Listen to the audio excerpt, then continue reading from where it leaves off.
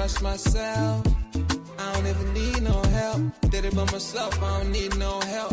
Tryna stack money like books on the shelf. Hundreds in the bag, got me feeling like the man. Shorty body hotter in the summer on the sand. Way she's working for it, got me feeling like the man. Shorty body hotter in the summer on the sand. Did it by myself like a selfie. Nobody try to help me. Came to the club with an island girl. I'ma take it to the crib and let me buy you pearls. Did it by myself, no one helped me, yeah. Now these bitches want a selfie. I like big gold chains, I like big gold rings. Let me take it to the crib and let me buy you things. Fell in love with an island girl. I told her only time will tell. She likes to ride in the ice as well. Will it be forever? Only time will tell. Did it by myself like a selfie, yeah. Nobody try to help me, yeah. She likes the ice and the ride as well. Will it be forever? Only time will tell. Big dog status, two-tone paddock. Okay. Stacks in the crib, I got a two-floor attic. Got a two-floor attic, got your girl in the attic. But I'ma bring her right back, dude, don't panic, I'm savage. And nigga, if it's beef, we can manage. I know a couple guys who walk around with automatics. I got big dog status, I ain't playing, I ain't average. I'ma leave you in static, I'ma leave you in static. Fell in love with an island girl. I told her only time will tell. She likes the ice and the ride as well. Will it be forever? Only time will tell. Fell in love with an island girl. Yeah. I told her only time will tell. She likes the ride and the ice as well. Will it be forever? Only time will tell.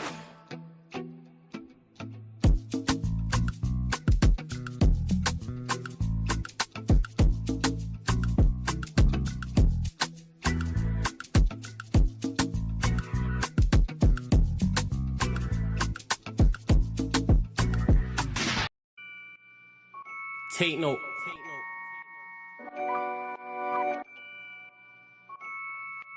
Tino, babe.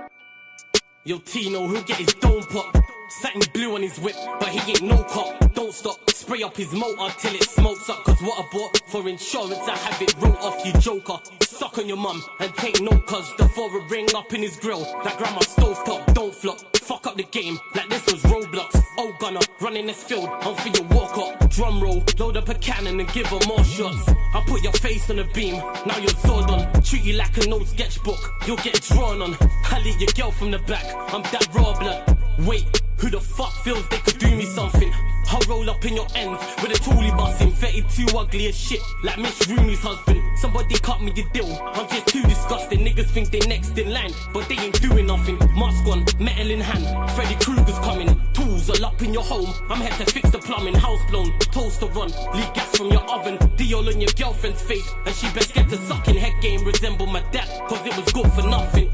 Yeah, I'm still vegan, but I'm down for beef. Niggas think they slick with a dialect, but talk is cheap. Watch your mouth, little nigga, because I roll with heat. Top said there's no returns, and I see no receipt. I put your boy in the back, like he was groceries. Riding round with the burner boy in case I find an eke extendo. Licking off shots until it overheats. No mask, did it barefaced, just so they know it's me. Eyes closed, chest wide open, heart surgery. Usher said just let it burn, let's make it third degree. Niggas think everything's jokes until you shoot his queen. Shot was funny as shit, it barely missed the bean. Wax on, then wax off to leave the burner clean. Then open up the Uber app to flee the murder scene. Waving a stick will make them levitate. I raise a toast in the air, let's celebrate. See a couple holding a blade, like it's wedding day. And yous can leave with a slash, just like wedding cake. Bitches on snap in the snacks. Oh no you ain't, know your place. Worked up flawless, you look like bellyache. Beat my deck all off in the face, and let it detonate. All facts, just ask your mum, she'll demonstrate. Damn right babes, I'm a jerk, just let it marinate. I gave it a beat like I was Penfold. And some retarded head, my tongue's mental. Babes, if you died and you died, cause you was meant to. Nigga, all I do is draw, I'm a pencil. Run up on you niggas like the rent's due. Dude, screwed, if I see food, you're on the menu. Your homies have to find the Dragon Balls to resurrect you. Fuck it, you niggas can all hate. I'm better than all of you niggas I don't rate. If your girl's fit, 4 plus 4, she'll get 8. I'm a chiropractor back, just setting them all straight. Scorps, take note.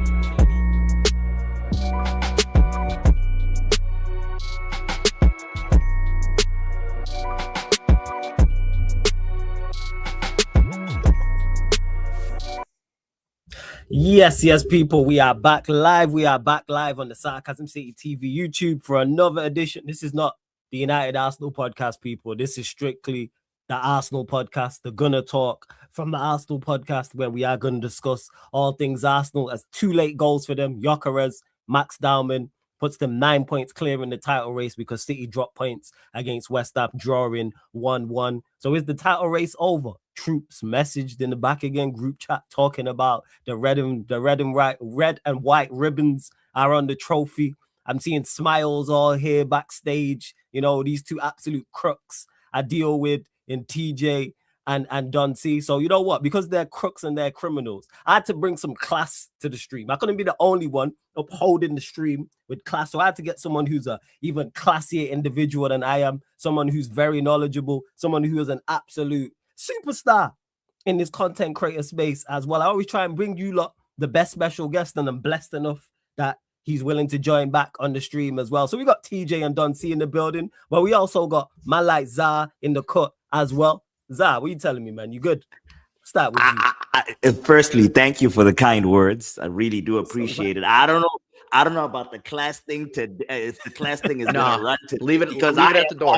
Fucking care flawless. We're gonna win the goddamn league. You know what? Start there. Floor's yours. Floor's yours, man. Start there, man. Arsenal league title pending. Talk to us, thoughts, man. Floor's yours. Floor's yours. What a day. I mean, what a day. What a season. It's today was a typical, I mean, for me, fellas, of course, how you doing? Hopefully everyone's well. But today was a typical Arsenal performance of the season. It makes no sense, right? You just got to stick through it. This team is pragmatic. They are efficient. They don't let anything in. And then the quality of chances this year, if we're being honest, I mean, really hasn't been great. But we found a way just to keep winning these games. I look at our record, right? I look at our record and try and match that up with how I feel, and it don't make sense because flawless, having only lost 3 games so far this year. 3 games so far this year. Tell me how each and every one of these dreadlocks you see is getting a gray hair that keeps wrapping around. It makes absolutely no sense. What my foot mob is showing me and how I feel. Yeah, it's crazy. And today was the peak of it. Today was the peak of it, right? That first half, right? We go to halftime. Let's look at that first half, bro. We had 11 shots. 11, 12 shots. We were letting shots off. But if you ask me how I felt at that second half, at halftime, I would have told you, flawless, that, bro, we're lucky to still be in this because Dwight McNeil could have easily scored 2 or 3. 2 or 3 in that first half.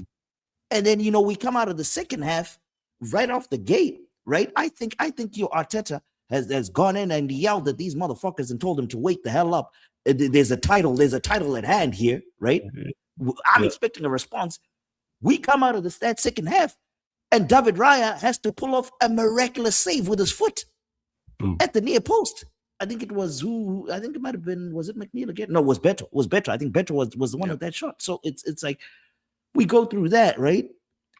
The possession stats and the shots, everything favored us. But if we're being honest, for 75 minutes of that game, we really didn't do anything until a certain 16-year-old named Max Dowman came on, and he absolutely changed the entire outlook of that game. Combined with Gyökeres, he hit the cross ball that was meant to be. I think that was meant to be for Martinelli. Hincapié ended up getting it. He squared it across. Bang, went in, and then he had his moment at the end of the day. 2-0, we took care of it.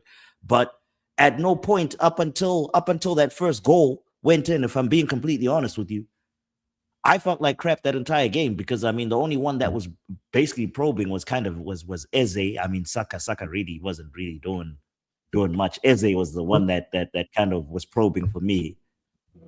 But apart from that, it was typical Arsenal. I don't know how Don and TJ felt about that performance. We don't worry about them. I don't even know why. You know what, Zah? I don't even know why I invited these two, man. Like, we could have just spoke just me and you, but yeah, we'll go to TJ and Don C. And the reason why I'm on this is because these lot have been on my case in the group chat and stuff like that. But TJ, will go to you. I didn't watch your game. I was watching the Flawless. I Chelsea didn't Newcastle know game. you were so sensitive. Oh, now I didn't understand. Flawless. We've worked together for almost 3 years now, and all of a sudden you're getting soft on me. Now you're getting soft. Nah, I'm just shooting back now. Now I'm taking a couple shots. Okay, you know, if I'm not shooting, if I'm not making you wear that ridiculous fucking vest, I'm not doing my job from now on. All right. Period. First of all, welcome to the show, Zah. Don C. Cheers, my friend. Cheers, I can't. I'm with Zah on a lot of what he said. First 15 minutes of that match, we were absolutely saucing. We were killing them. Taking shots from all over the place. And then I don't know what happened. We just died. We died halfway through the first half. And it was extremely frustrating because we didn't finish our chances in the first 15 minutes. And then you're letting Dwight McNeil pop off shots. David Raya had 3 amazing saves. 3 amazing saves. I'm not hearing anybody talk shit. Oh, well, he's not tall enough, so he's not a real. Shut up. This is the best goalkeeper in the Premier League. I'm not hearing any fucking slander on this Spanish goalkeeper. He's fantastic. He's been a godsend for us this season because in the moments where we lack, and when we lack, I'm sorry, we fucking lack. Okay? Yeah. He came in and saved our asses today and kept us in it until the 89th minute when we decided to wake up. Okay? I don't even need to really talk about from 15 minutes to 85 because it didn't look. I was about to text you guys. I'm like, we're going to draw this. This is going to be a stinky 0-0, and I'm going to have to come on here and rage at Flawless again, and, insult him personally, go at the chat, go at the rivals.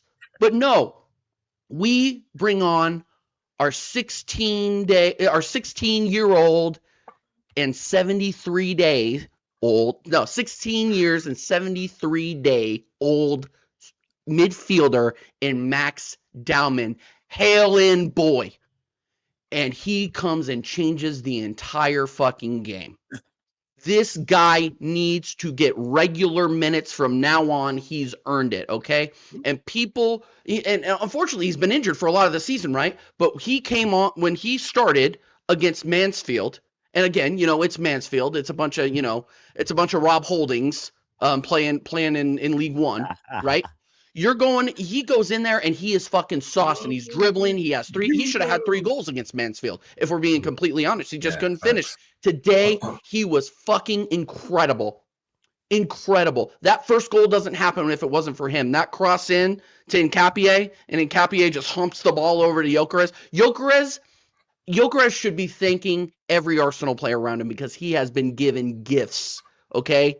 Gifts all season long. And I have people coming into my show, TJ, giving me the fucking stupid mask. I could have finished that, okay?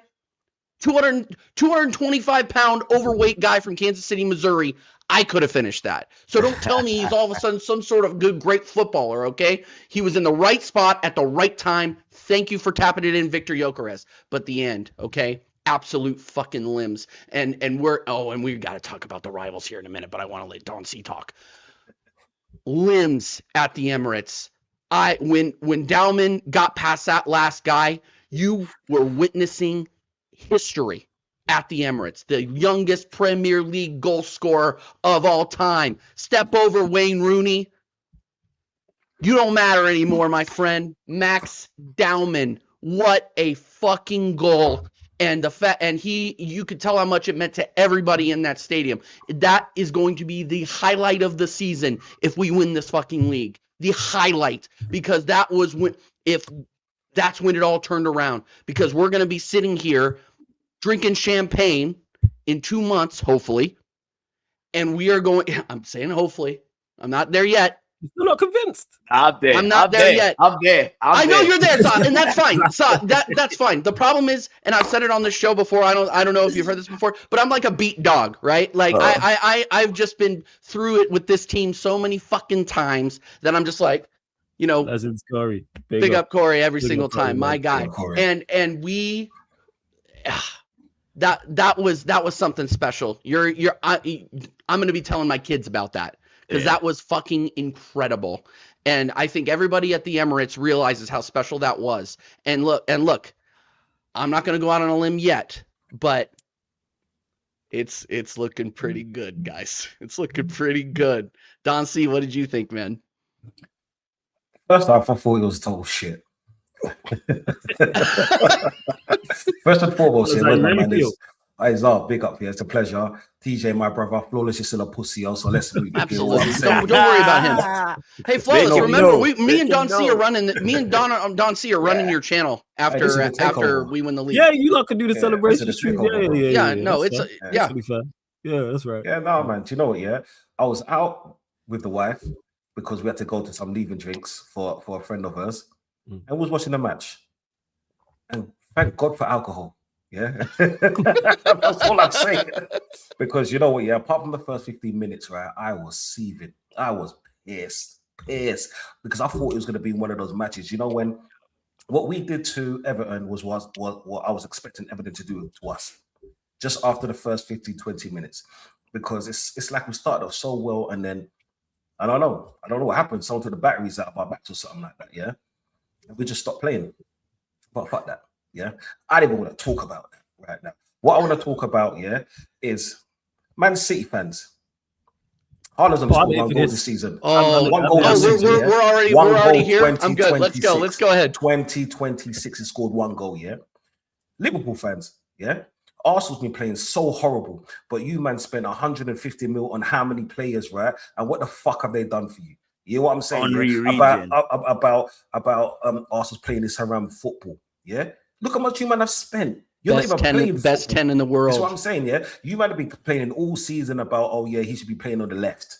He's a fucking number 10 that should be playing on the left because he's not getting goals or nothing like that. This is what I'm saying. Chelsea fan bitching and moaning about Todd Bowley. Your time is done. Yeah, I'm sick and tired of you, man, firing at us about we're playing this around football. This is what I'm saying. You lot will love to be in our position playing this kind of around football. Yeah, you lot will love to be in our position to have a Gyökeres, which I actually have shitted on, and now that has scored 16 goals in his Arsenal career. Yeah, and got more goals than Haaland this year, 2026. This is what I'm saying. You lot have been shitting us, man. You fuck you. I'm not even talking about you. Just tell you what, because you lot are watched up. They're not relevant. Not relevant. No. They're as relevant as Tottenham, and I can't wait for them to get relegated. Hey, wait till next season, man. But go on. Yeah, wait till next season. Okay, Netflix. Let's wait till next season. This is what I'm saying. Yeah. Michael Carrick hype. It might not even be him. But whoever it is, whoever it is, yeah. Do you know what it is? Yeah, whoever it is, he's gonna have the spirit of Amorim. This is what I'm saying. We're praying for it. The spirit of Amorim. Let's pray on it. This is what I'm saying. Easter's coming around soon. That'll be my Lent thing to get what I'm saying. Let's do this, brother. Yeah. But then I'm tired of hearing these so-called rival fans, yeah, always talking about Arsenal. Yeah. Always talking about Arsenal. Look at your team. Look at your teams. Yeah. Look at your teams. Let's talk about the Champions League matches. To be the best, you have to beat the best. How's that going, Vega? Huh? Brother? You man could be world champions, right? We beat PSG in a profitable money charity shield world cup kind of game, yeah. Big up you. But when it really mattered, what happened, Chelsea? Liverpool playing Galatasaray. We've got a better atmosphere than them. I didn't see that last week. But let's talk about it. Spurs getting shitted on, but that's usual. That's what I'm saying. Yeah, that's usual. But then my team scores 2 goals today. Let me give you another fact, people. Yeah, Arsenal don't score goals from open play. We scored 2 today. People are gonna say, "Well, he had no Everton didn't have a keeper." It's a tap in. It's a them problem. They try to go at us on the corner. How stupid can you be? Because if you don't win the ball, guess what happens? An open goal, and we took advantage of your fuck up, you pussy. Also, shut up. Yeah, we scored 61 goals this season in the league. 61 goals. Man City, Pep Man City. The best team in the world has only scored 59. But let's talk about it. Yeah?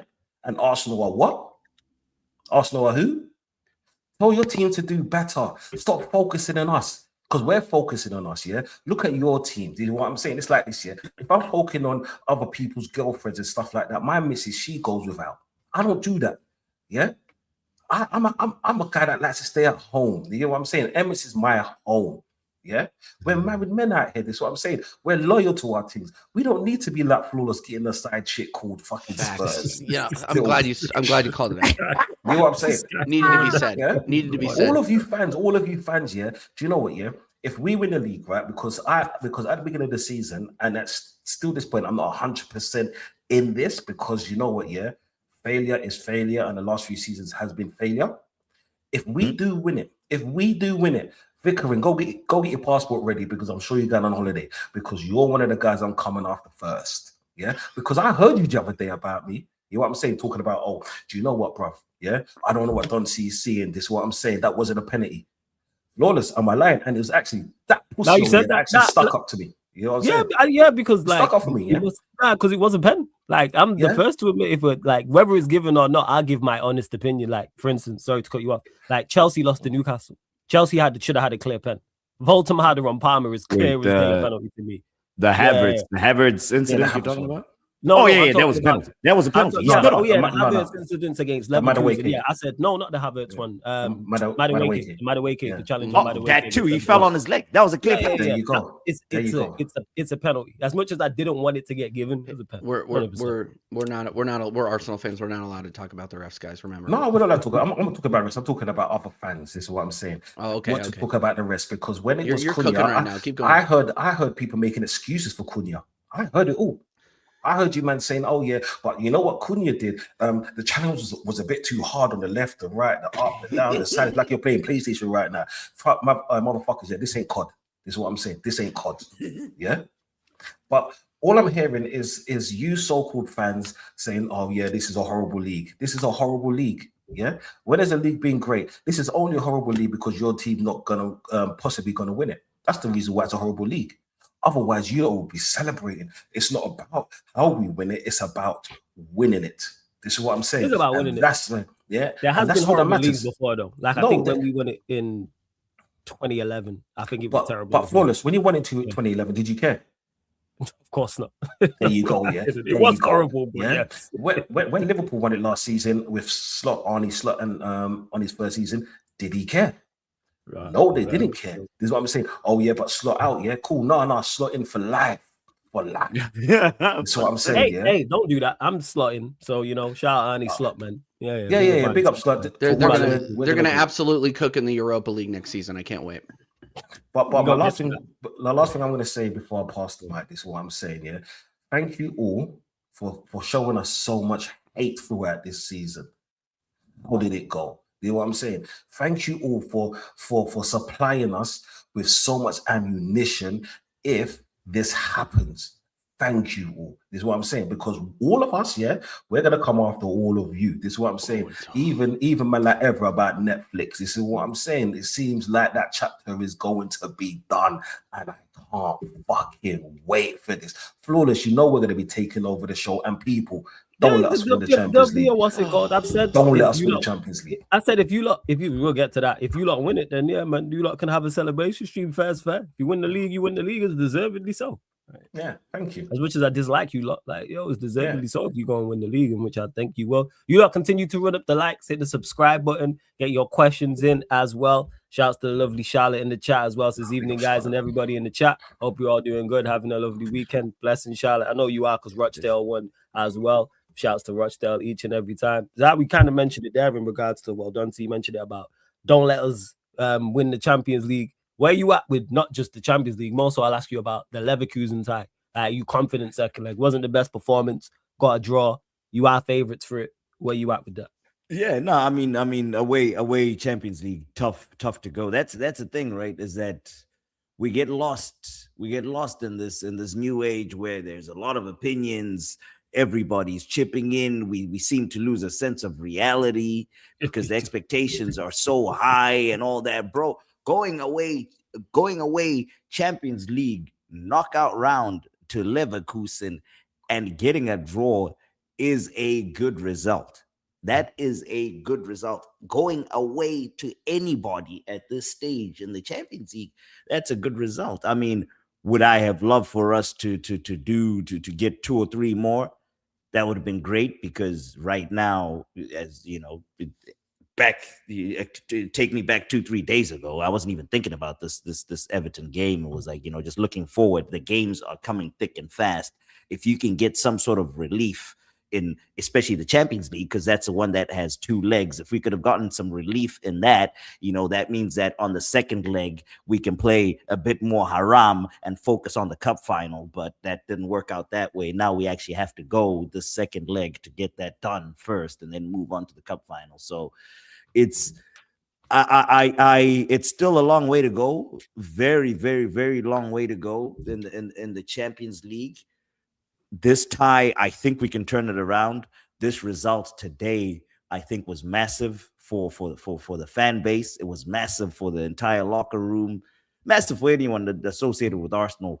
And you would think that, you build off that momentum from today's game into that next game, and it being home again is just that bonus. That the fact that we played home today, and we're staying in London and playing at the Emirates. So I expect us.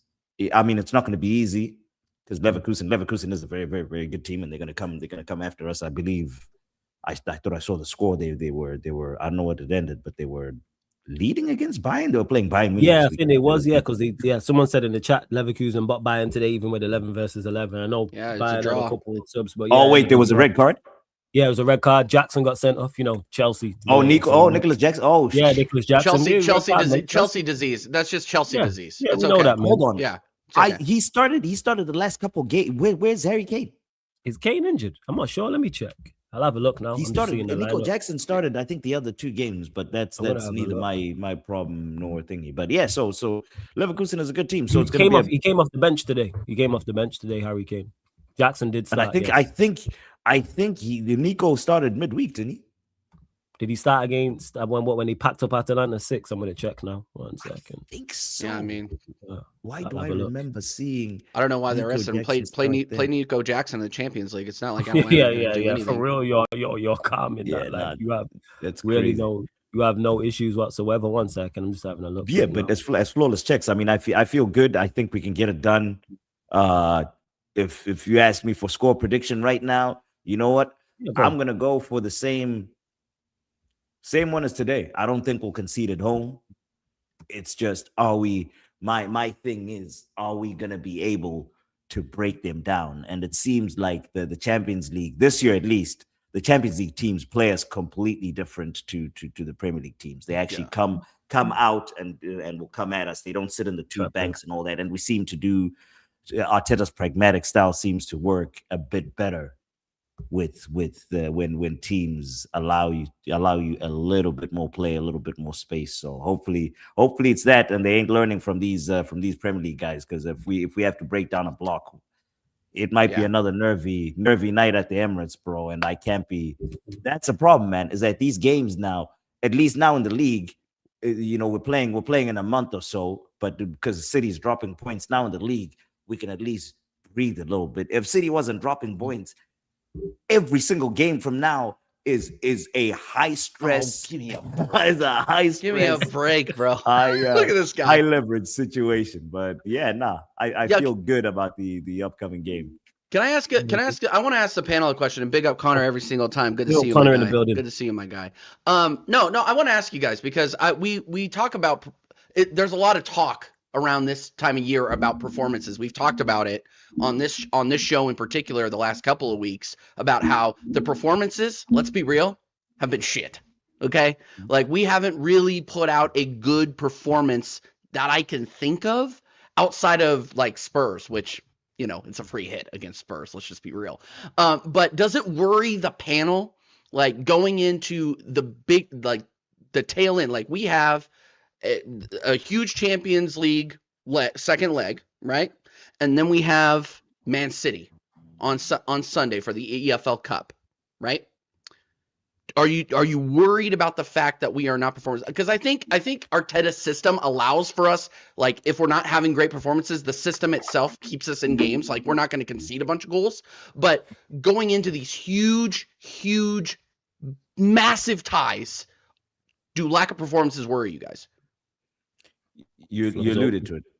For me, you alluded to it. That whole, our system what Arteta's system allows for to happen with us is because we're so solid, and these guys are so well drilled in that system.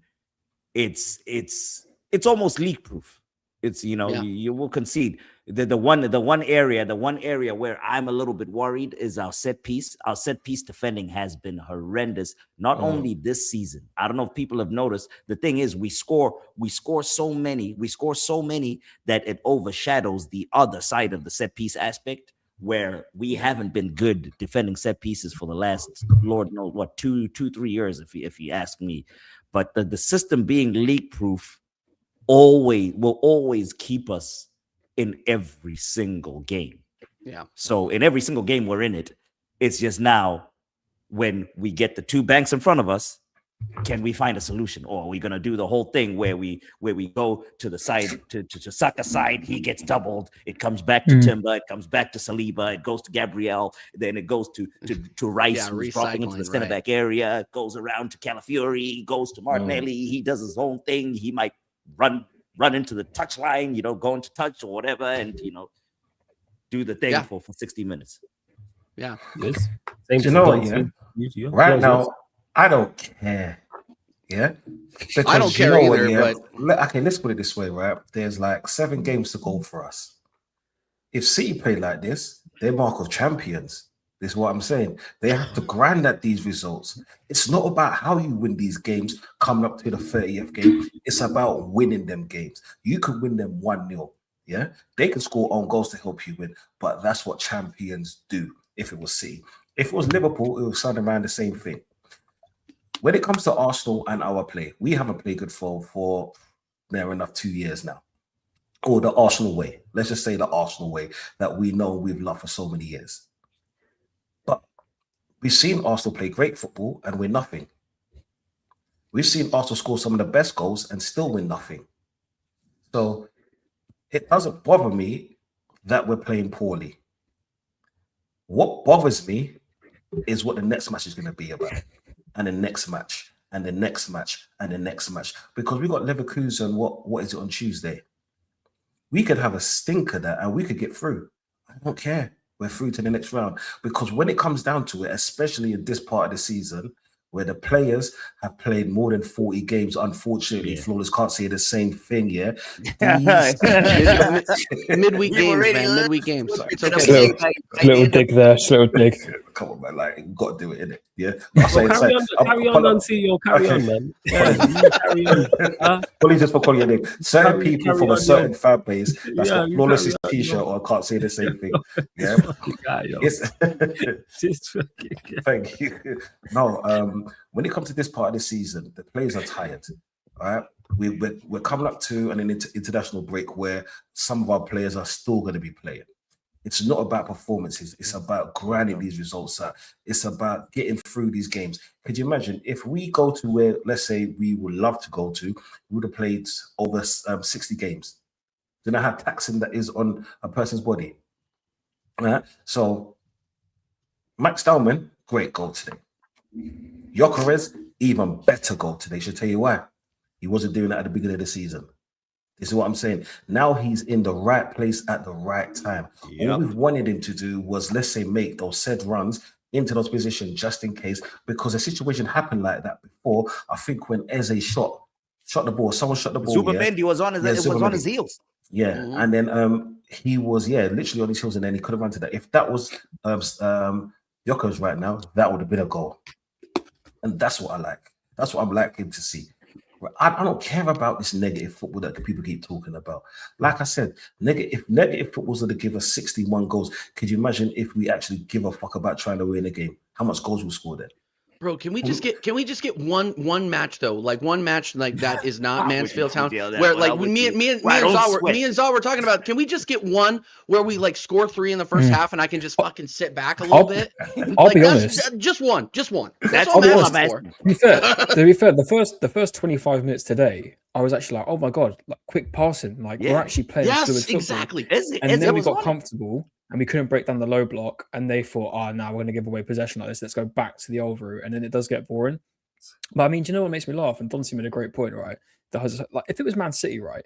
If Man City won today, you wouldn't hear anything about it. Did anyone watch that game, by the way? And how boring they were, and the boring football they played. Dare I say, the football they were playing was similar to us. It was horseshoe football.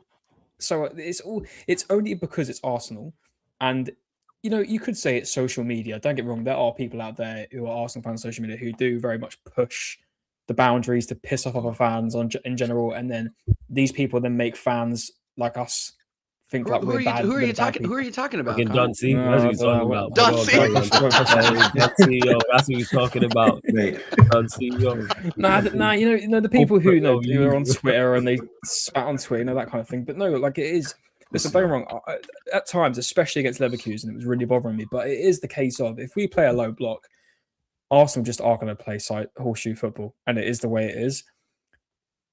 It's tricky because we're in a league title race and we're in a very good position right now to win a league title. But you do think, and it's like, come on, we've got it in our locker. We can have quick passes and we can catch teams off it. And we were creating decent chances by having quick passes today. And the fluidity, we've got it. But I don't know if it's because the boys do say all the time when they lose a game or draw a game, when we've done it in the past couple of months, it is always the same thing in the interviews after. We weren't doing the basics. That's why we lost. Mm-hmm. And I think that they just think in their head, if we just do these basics, as boring as it is, and as much as you may hate it, we're going to walk out with 3 points. To be fair, before the Gyökeres, I was very much like, this might be a 0-0 or an old school 1-0 Burnley, like 1-0 Leicester, JB Vardy. This might be one of those ones, but it wasn't. And so listen, have all the critique you want. People can cry all they want. I don't care. Oh, it's anti-football. It's this, it's that. Motherfuckers, if this was you in this position, you wouldn't give a shit. You wouldn't. People are just crying that they don't want us to win a league title. Well, deal with it. Just deal with it. Deal with the fact that we might actually win a league title. People can throw if buts or maybes that way. We've worked very, very hard to get into this position. Yes, the manager spent a lot of money, but we've had to build a whole squad, and we've had to a couple times as well with other players leaving. Major players. Is it still a mic about the league title? I know Zaz already planning his trip over here to the parade. Is it still a mic with you? I mean, I'm going to. But I'm saying, is it still a mic or is it done? Because Zaz saying it's done. TJ, I know you're still not there yet. Yeah, bro, look, Zaz, look at Zaz. The second the game finished, I got on my laptop and I applied for the Fulham ballot. I'm in the mix for a ticket for Fulham. Hey, someone in the chat, one of you lot, man, make sure you pattern Zara with a ticket for the game. Don't see where you at with it before we go to Connor. Is it done? 9 points. I know they have a game in hand. Yeah, you know what? Yeah, I still don't trust Arteta. Yeah, I still don't trust. It's hard. It's hard for me to trust Arteta, just because I've been here before with him. Yo, you really would you trust your wife if she went out and got banged twice? 3 times, once, twice, 3 times a lady, and then comes back to you and is just like, give me another chance. I wouldn't, bro. I'm willing to give her a chance again because theoretically, I'm still with her. I'm still trying to. I'm trying to be a happy guy. But goddamn, the PTSD is gonna get to you at some point. Sorry, Don C, but damn. And also, Don C, you gotta take a look around, man. You take a look around. Who's gonna do it? Yeah, like City ain't it, man. For that difficult conversations about Holland and Pep, by the way. Difficult conversations. Don't worry, we gonna have them conversations all over. If you lot win the league, I already said I'm crashing on them. So we gonna have them conversations in depth about Manchester City. Fully in depth conversations about that. Look, but go on. You know what? Yeah, it's that PTSD. That's what it is. It's that PTSD. It's like every time I go into a match, right? Every time that we go into a match, I get nervous. I really get nervous. I'm like, you know what? Yeah, Arteta, don't fuck this up. Yeah, with certain players, he can't fuck it up. Like bringing back an older card. This is why I love to see Eze play because he was a standout player today, right? So he like when he has no options, that's when he doesn't fuck it up. But sooner or later, in the next 3 games, we'll have near enough a 14, and that's just coming up to the City. The final City game. And that's where I'll be like, because that's around Easter. And I said to Flawless last year, especially December when we was on top of the league, ask me this question after Easter. Yeah, because if we're in this position after Easter, I will tell you yes. The reason why I will do that, yeah. Do you see why I said that? The reason why I said that is because I know that within that time, if Arteta could just hold it together, this team, no major injuries, we can keep on doing what we've been doing. Is it horrible? Yeah, who cares? Yeah. Oh yeah, Bayesian Reds. Say hello to words for me, you pussy hole. Yeah. Like as long as we can. Yeah, I want it to fuck everyone, man. I'm on fuck everyone. Shoot him. No, Shoot him. Take shots, bro. Connor, where are you at with it? Is it done? No, I'm still on the PTSD thing. I know now. I battered you lot that much that you lot still saying it's been 5 years of this shit, dude. What are you doing? People are But I was gonna say, there is a but to the sentence. I've said to myself, for me, it's that City game in Easter.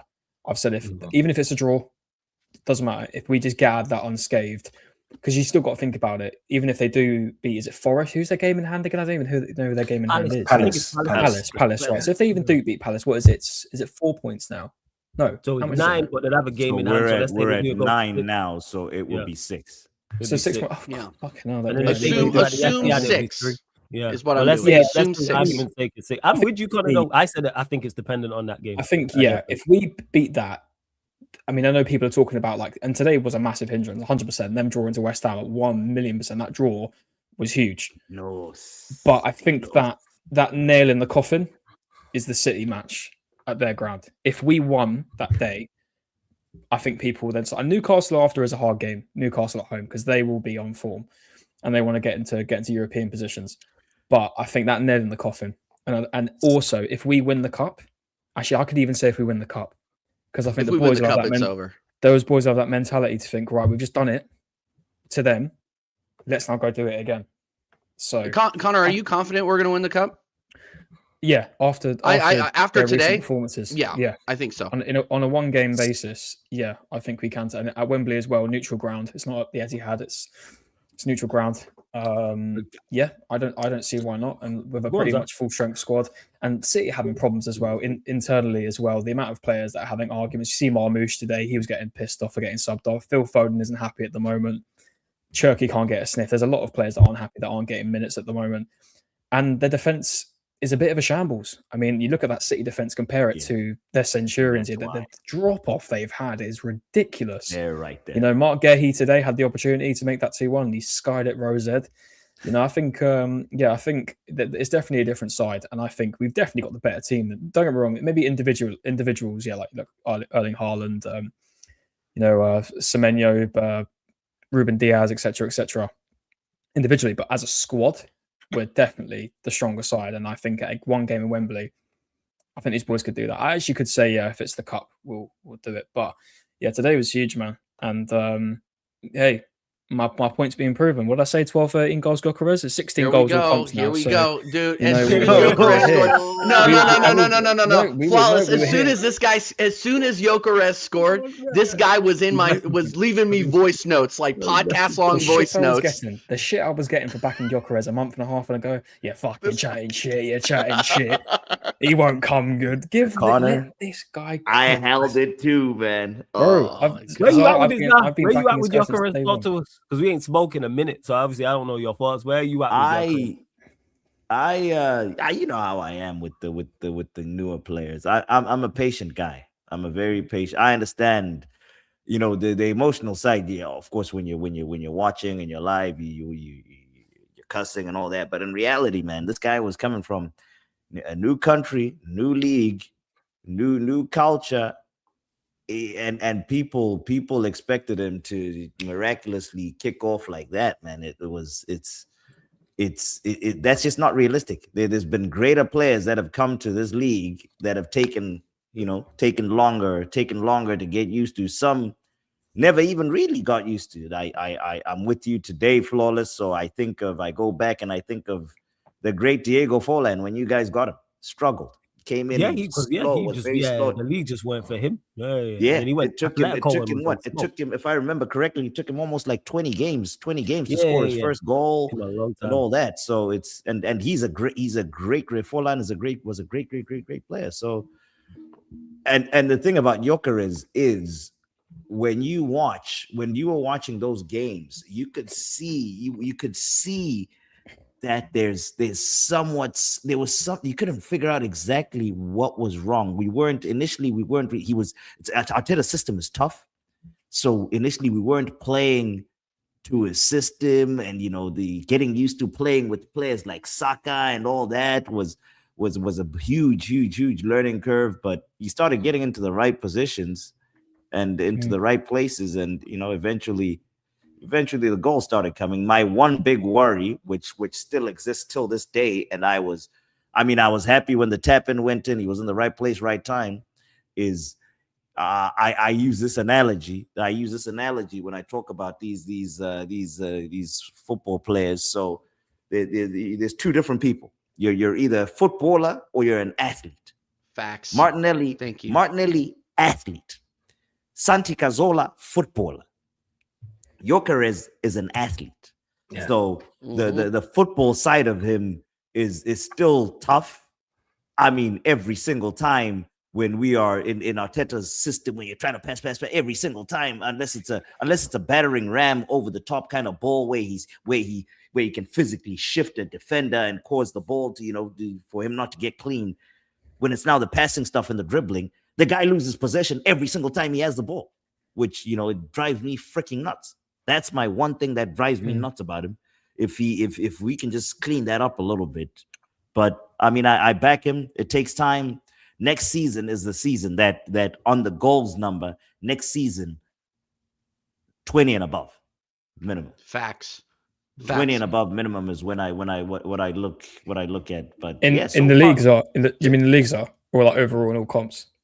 I want to say, hey, I was second year. I mean, 20 isn't unrealistic for a player of his stature in the league, but it's just obviously. I think Za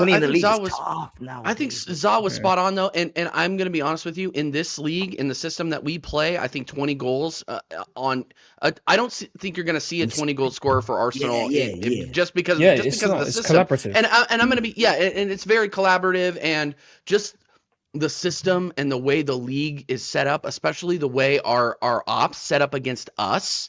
Like it doesn't allow for any space for Gyökeres. And what have we been saying about Gyökeres? When he has the best performances, it's when he has space. Okay. And everybody is going to lock him down. Everybody's going to be marking him, especially when he's in the 9, because if he has space and he has the ball at his feet, he's going to do something in front of net. He's going to. He's useless. He's a useless dribbler.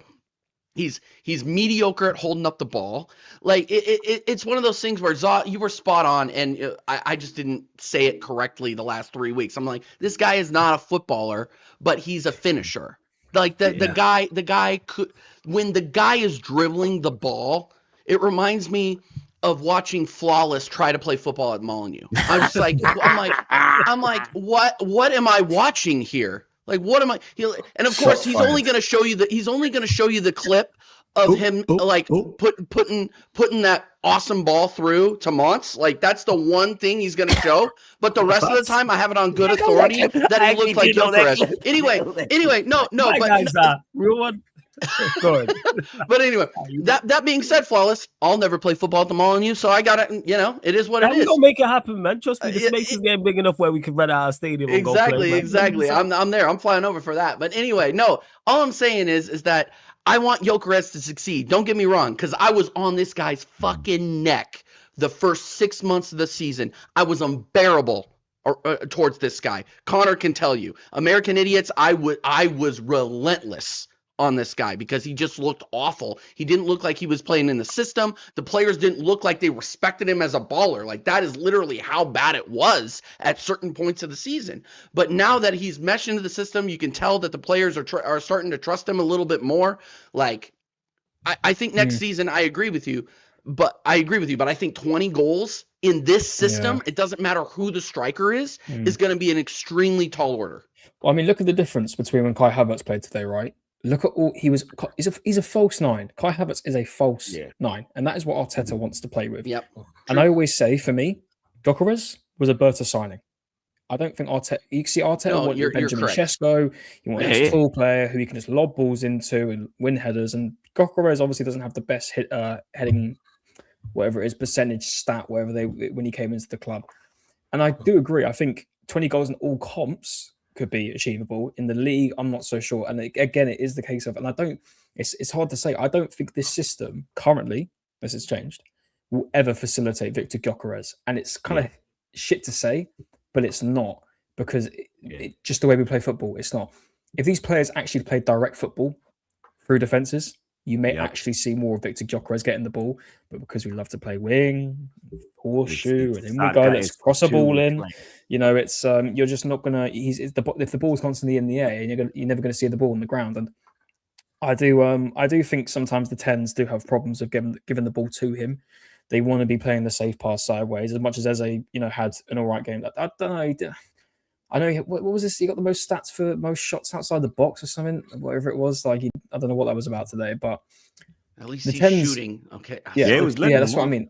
Yeah, the 10s for me in this system, they don't facilitate a 9. They don't. You got to work around it. You got to work your way around a low block into the box. You can't. They won't just play direct. And with a striker, they won't do that. However, this one put into the chat. For me, I don't know if it's a out there opinion, but I think it's a very fair and just opinion. I'd happily lob off Martin Odegaard in the summer, bring in Alvarez, put Alvarez in his position. Facts. If you had a player like Alvarez behind a striker like that, working off a striker like that, but then it's the thing of like, do we change the system for that? But I swear to God, having an Alvarez in there. Mix and match. If we brought Julian Alvarez, bro, we are winning the quad. For me, Gyökeres will never fit this system, and it's crap as it. But you see him in interviews. The way he's going to have to play football, he's just going to have to make those opportunities happen. And he might not get 10 touches on the ball in a game, 15 touches. But when you do get that touch, you've got to make it count. And that's just the way it's going to be. Is the way it's going to be. And people can shit on it all they want. I don't care. I still think at the end of the day, he's a bad boy attacker. He gets goals into the back of the net in whatever way he wants to do it. Yeah, this season it's been a bit slow. I'm going to be a bit more critical next season, definitely. I think, it's... You worked your way in now. You've had regular minutes. You really do have to find your way in here now, as much as tough as it could be, to get those numbers up a little bit more. But yeah, it's just about facilitating him. And I just don't think that Martin Odegaard does it very well anyway. He loves to play the safe pass. And before Eze joined Arsenal, I never thought he'd be like that. But I think the system again has changed him. When he was at Crystal Palace, he was very explosive. But I think again, he had a position where he had loads of space to work with. He's very refining the position that he's in now. He's not able to bounce left and right. When he was at Palace, he had that left side all to himself and he could do whatever he wanted to do with it. Now he's in a position where he's very much refined to this 10 role where it's either left, right, or do I make that charge forward and try and get around a defender or try slip that pass through to a winger or the striker. He doesn't really have that freedom. So I do think the 10 definitely restricts him, but having a player like Alvarez in there, I definitely think could... It's just different levels of creativity, in my opinion. And you have that false 9 role as well. He can play that because you can put him up front, play him that false 9, because that's what it didn't work today for Havertz, but that's what Arteta likes. So I think he'll be one of the number one people we look at, him and a winger. But yeah. What do you guys think of Havertz today? Because I don't like him as a 9. I don't know what to make of that. I mean, there was the penalty incident. In the moment, which should have been a pen. It definitely was a penalty. In the moment when it happened initially, I thought he was not strong enough, and then I saw the replay and actually saw that he got stood on. That's what people don't realize, right? People are watching it on TV on slow mo. It pisses me off when they slow things down and they freeze it, because it makes things look worse or not as bad. It's one of the two extremes. It makes it look way worse than it actually is, and then when you slow down something like that, it makes it look not as bad as what it is. That is a metal stud. That is like 2 or 3 metal studs on a man, being worn by a man that is 100-something pounds, 180-something, almost 200 pounds downforce going into another man's foot. That shit is painful. That wasn't a dive. That shit is. I don't think it was a dive. I don't think it was a dive. Look, I wasn't surprised when they didn't give it. I'm going to be very honest with you, and it didn't even look like they thought about it in the VAR booth. Yeah, did they even go to VAR? I don't think so. I think 20 Yeah, seconds. it was literally VAR. 5. It was 5 or 6 seconds before you could tell the ref cleared it, which I was not entirely surprised because our Arsenal, a lot of our forward players, Gabriel Jesus, Saka, Madueke, they go down. They go down very, very easily. Pause. Is that a pause? I don't even know if that's a pause. Anyway, No, my Jesus point is- is, my point is that I knew they weren't giving it. And look, like, should it have been a pen? Maybe. But my whole point is, if we're talking about Kai Havertz's body of work as a whole, I'm just not impressed in the 9. It brought me back to a few years ago when we kept trying to shoehorn him in there, and he was brutal. Like, I seriously think he contributes to this team the best as a 10. Yeah. Or coming off the bench as a left-sided midfielder. TJ, like TJ, that was his best years at Leverkusen. Bro, and look, exactly. And here's the thing. If you're a footballer, you're getting paid 200 bags a week, and they're asking you to come off the bench and be an impact player, bro, I'm totally fine with that. He should be fine with that as well. And look, like, I know Arteta really wants him to work out as a starter, and you can tell because he gives him chance after chance after chance after chance after chance. I just really wasn't that impressed with him today.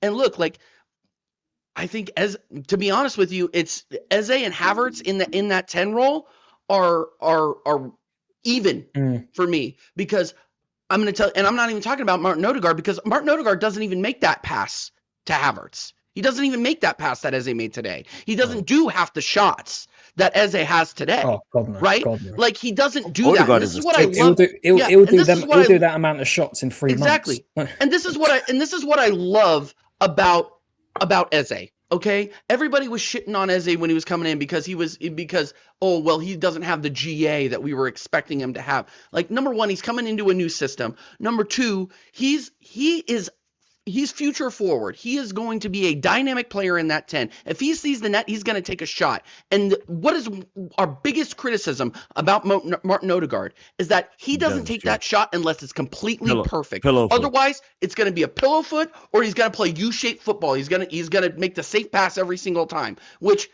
we've said this before. Back in 22-23, when we were just a fucking chaotic mess, he slowed things down and was a lot more methodical when we needed that kind of methodical play, right? But now we have a starting 11 full of internationals with a bunch of fucking talent.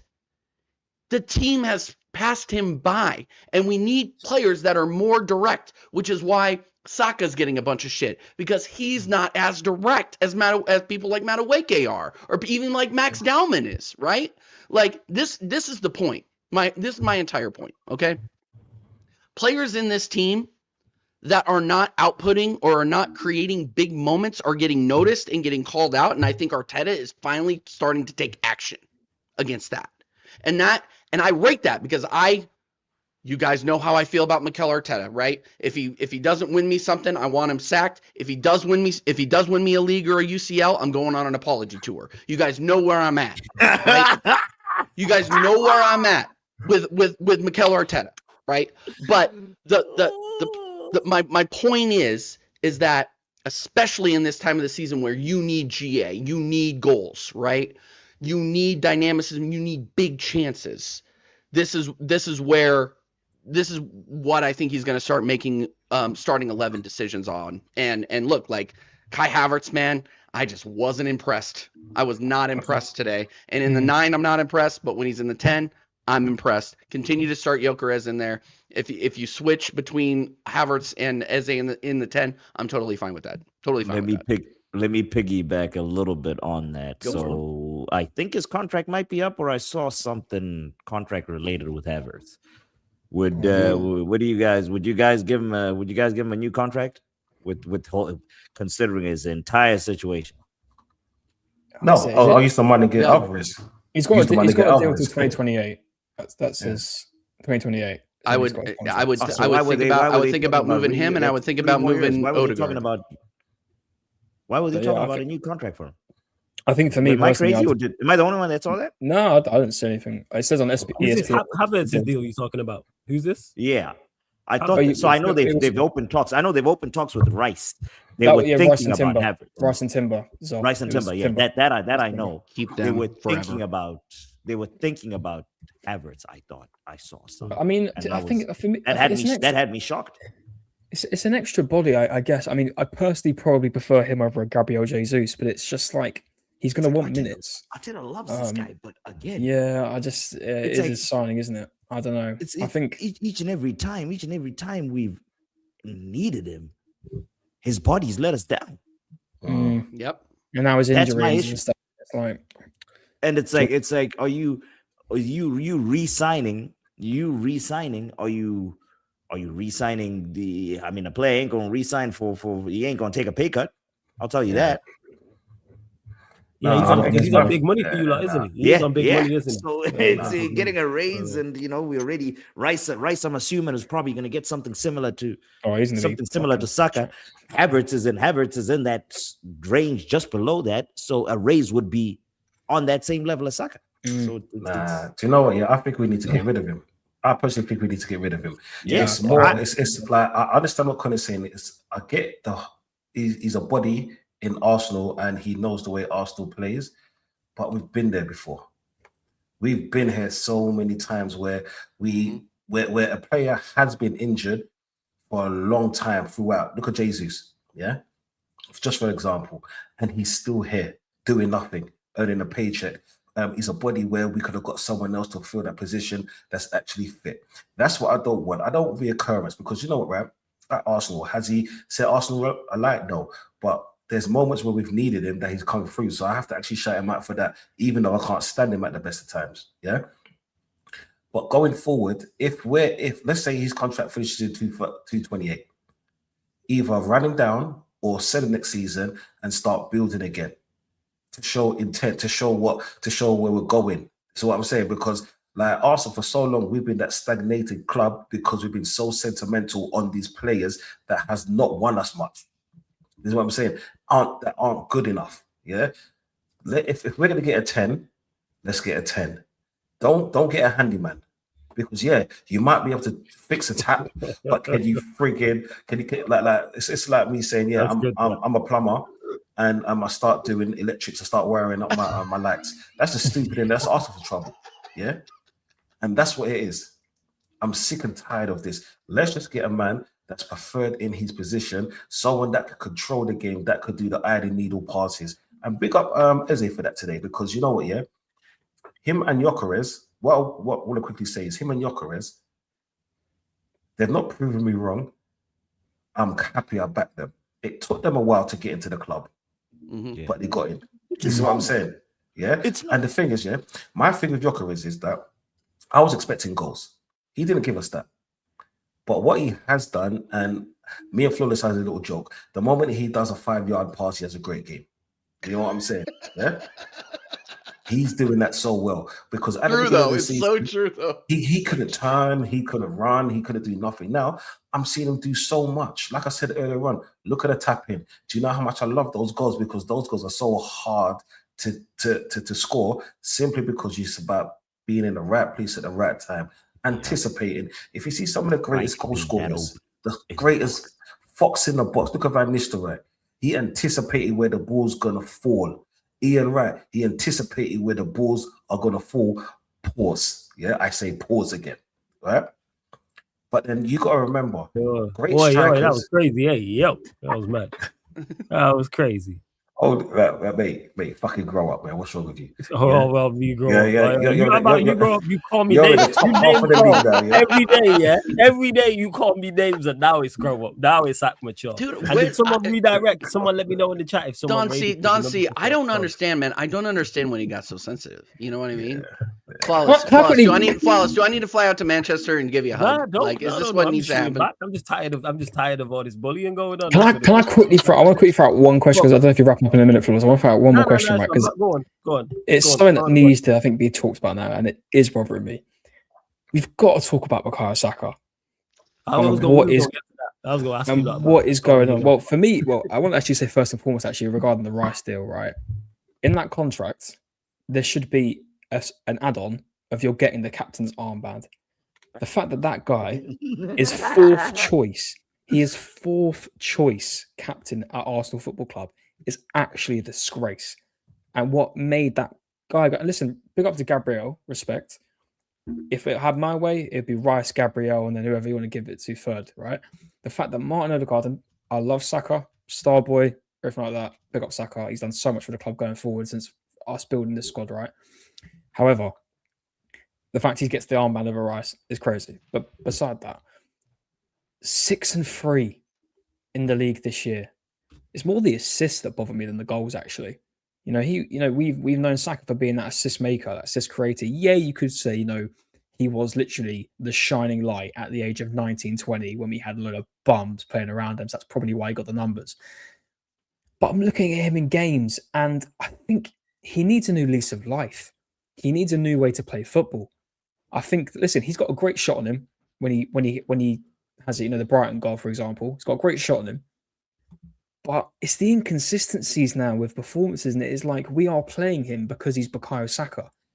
I don't think we should be scared of dropping him for a game. And actually, I think he wouldn't mind it. I know obviously we're at a crucial point in the season right now where you can't be dropping off. But it's lackluster. Teams know what to do. Double up on Bukayo. You've got him knocked out. Flawless. It was Lee Judges, by the way. Lee Judges. Oh, was it Judges? Oh, yeah, so big up Judges, man. Yeah, I was thinking that the numbers say shout out Judges, shout out Potts every single time as well. Where are you at with this? Oh, sorry. No. Just saying. I think it's a conversation that needs to be had. And I am glad that Connor brought this up, because the Bukayo Saka subject seems to be taboo amongst Arsenal fans. For some reason, he is the one. So I've been an Arsenal fan since, when was I born? I was born in the 90s. I've been an Arsenal fan since like 1995. So there's players that have come through the academy, gone. The Ashley Coles, boom, the Benica Phobes, the Jack Wilshires, and all that. But it just so seems to be I don't know, maybe it's because the guys that came through earlier, so like Wilshire and stuff like that, it was a different time with social media, takes people, you weren't exposed to as many opinions. That's what social media has done. It's liberalized. It's libertized. Everyone's got an opinion now, and you can be heard. Exactly. Type of thing. So it was you were mainly just getting your opinions from the 6 journalists that host a show on Sky Sports News. So fast forward to now, and Saka is that one that came out of the academy with the full story, flawless. You've had a few yourself. In the Rashfords, you have one right now with Kobe Mainoo. Absolutely. Yes. So where it just, people just can't be, because of that, people can't be honest. People cannot be honest about what they're seeing and what they're going on. Like, again, he's come. Players come and go. The club's interest should be ahead of anything, right? Saka is not bigger than the club. Us fans have been here before Saka played for the club. We will be here after Saka plays for the club, kind of deal. So the fact that people can't even just be honest and say that this guy hasn't played well, and they'll say, oh, he's undroppable and all that, he's our star boy. It's just been, if I am going to be completely honest, he is my number one disappointment this season. Because the conversations this guy was in and how I was fighting for him, flawless. I got clipped up so many times here on the internet. People were calling me names just because I was saying this guy is world class. I had been saying this guy is world class since 2022, screaming he's world class. And then this is what he does to me this season. Bro, it's like 6-3. He all these games that we're in trouble, all these games when our attack is thing. He's not Dalman anymore in this squad. It should be him carrying us out of these He should situations. be the guy. That's his job. 100%. That's his job. If we lose a game, as Saka, I should be feeling I am the number one failure because this team didn't win because of me. I am the main guy, number one, 300K a week. I literally just got a raise now. You know, it's this club is pregnant with titles. It's now time for me to deliver. But pregnant with titles is crazy. That's crazy, dude. Yeah. He ain't the one that's delivering. You know, it's true. It's true. 6-3. I want to, TJ. When I go right when we lifting the trophy is the first part, right? Lifting the trophy is the first part. We get the relief and all that. Oh yes. We celebrate all summer. We move on to next season. 2 seasons from now, I want to go back and look at this title run and start thinking about games and being like, yo, you remember when we went away to Everton. It was like 7 games to go, backs against the wall. Bro, the fans were like jumping on our players. At the 85th minute, Saka came up and he just took us out. And whoa, that moment. He hasn't had that in a title winning run. And that is a huge disappointment. Whose fault is that? That's a completely different conversation that can go on. You know, that's like a 3-hour podcast. To be honest. Let me ask you, Zah, because I know you've already thought. Okay, so I'm gonna try Spark Note it. It's not a so it's not a simple answer. It's not a simple answer. I'm gonna try Spark Note it as much as I can. So he has to. So ultimately, at the end of the day, if I'm in his shoes, ultimately at the end of the day, he himself should be feeling he's number one responsible. Right? He internally as a player, that's how he should be feeling. That there's none of this, or there's this, that, everything else is excuses. I'm thinking, but the actual reality of it is, since what the guy broke through in 2000. It was COVID. Yeah, 2000 was like 2019, 2020. 2019. Yeah, it was the Frankfurt game really at his first appearance. Since 2019, right? 2019, seven years from then. Since 2019, he's only probably had 2 weeks off in those 7 years. Summer-wise, when he wasn't sidelined with an injury. Yeah, I mean, and I not to take the mic, but like we talked about this. We talked about this for the last 2-3 years about the fact that he's getting played into the ground. And here's where I'm not gonna like Saka slander for me is tough because he got us through so many hard times that I'm like, you know what? Like, yeah, I'm fully capable of having an adult conversation about the fact that this guy has had bad performances. Like the last 2 or 3 performances, especially, I'm like, Jesus Christ, like I'm trying to defend you in these streets and I'm getting shot at and it's really, really hard to shoot back at this point because you're not giving me any ammunition, right? But like, it's just like 20 from 2020 to 2023. He carried us. He carried us. You could say him and Martin Odegaard fucking carried us, right? And now the fall off this season has just been completely mad, and it's extremely hard to talk about. Look. I'm with you, Zaw. Like this is a company. This is a corporation. Okay, it is a results-driven business. If you are not delivering the results, and somebody else is, then I'm like I'm sorry, my heartstrings are with you, man. Like, yeah, like I love you, but thanks for the memory. I love you, but what have you done for me lately, kind of thing. And look, like I've said it before, and I stick by it. I still think that the system and the way that Bukayo Saka's body has been completely destroyed and deteriorated does not serve him well. I think the fact that, anytime he goes down that right side, everybody knows what he's going to do. He's going to cut to his left. He's going to put the ball on his left foot, and he's going to try to cut it in. And he's going to try to do a finesse shot and put it in. Like, it's been figured out is the point I'm trying to make. And he's not direct because I think he's afraid of being direct because of all the injuries. Like you see Nani Madueke going out there, and again, Nani Madueke doesn't have the end product, but he's more direct. He's not afraid to take his fucking man on. Pause. The point is that like it just doesn't suit us anymore because there's no goals, there's no GA at the end of the day. So yeah, like look, like the performance, what was it against it wasn't against Leverkusen. It was the last Prem game where he was just it was awful, right? Let's just be honest. It was bad.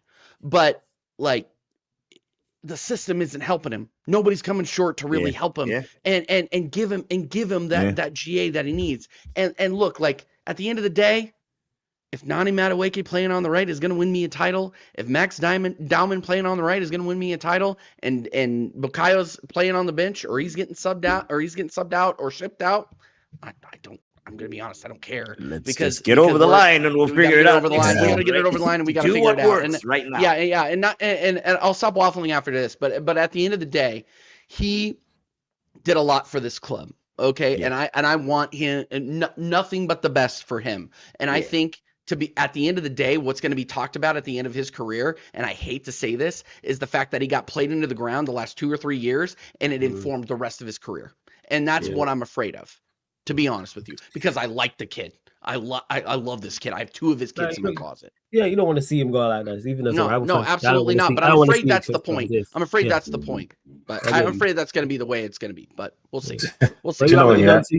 I've become a bit more brutal. This is what I'm saying. Yeah, I know you're going to be. Lo and behold, what a shock, yo. What do you mean, man? I try to be kind. You know what? Yeah, sure. Try hard. I respect him. Piss off. I respect him so much. What he's done, like as TJ said and as Zar said, what he's done for us has been amazing. This is what I'm saying. But then, okay, I'll be respectful. He came from the Highlands. He grew up in Arsenal. He's an Arsenal fan through and through.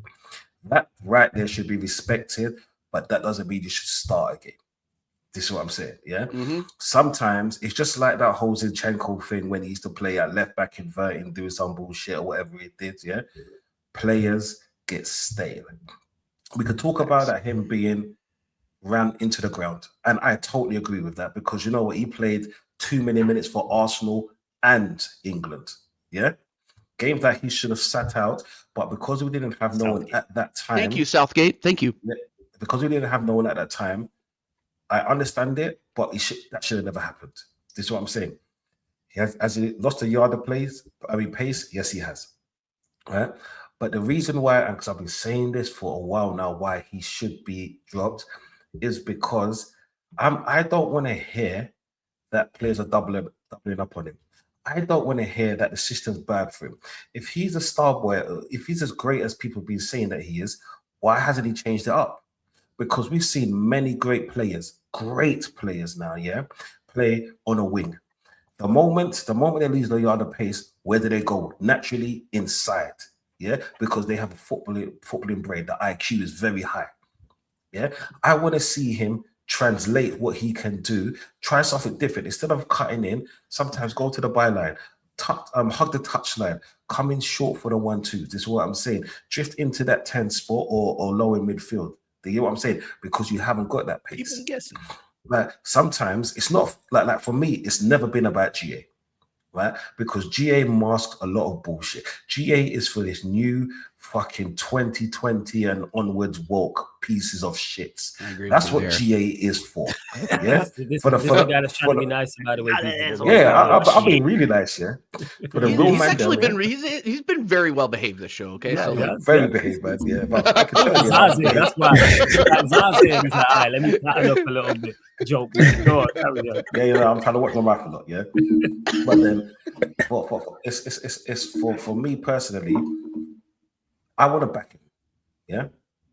But I don't want to be... Do you remember what I said earlier on? Sentimental. Arsenal fans are so sentimental about fans. Yeah. Especially when they're already out here saying Dauman should be starting week in, week out. Like, sorry, Dom, I don't interrupt you.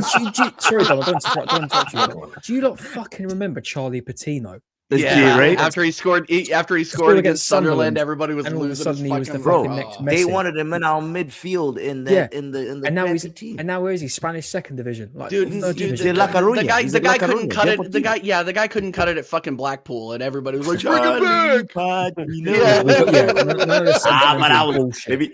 Let me tell you, fellas, something. I was drinking the Kool-Aid. Patino.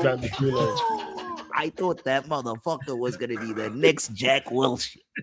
Oh no, man! And Zai, you're right. Man. He is at Deportivo La Coruña. I just checked. Yeah. That's where he is. Yeah, that's where he is. Go on, That was my guy. That was. We all were looking for something to Patino believe in 87 at that somewhere in point, there. bro. Yeah. Got it. 0-0 in 23 games in Liga 2. Oh no, dude.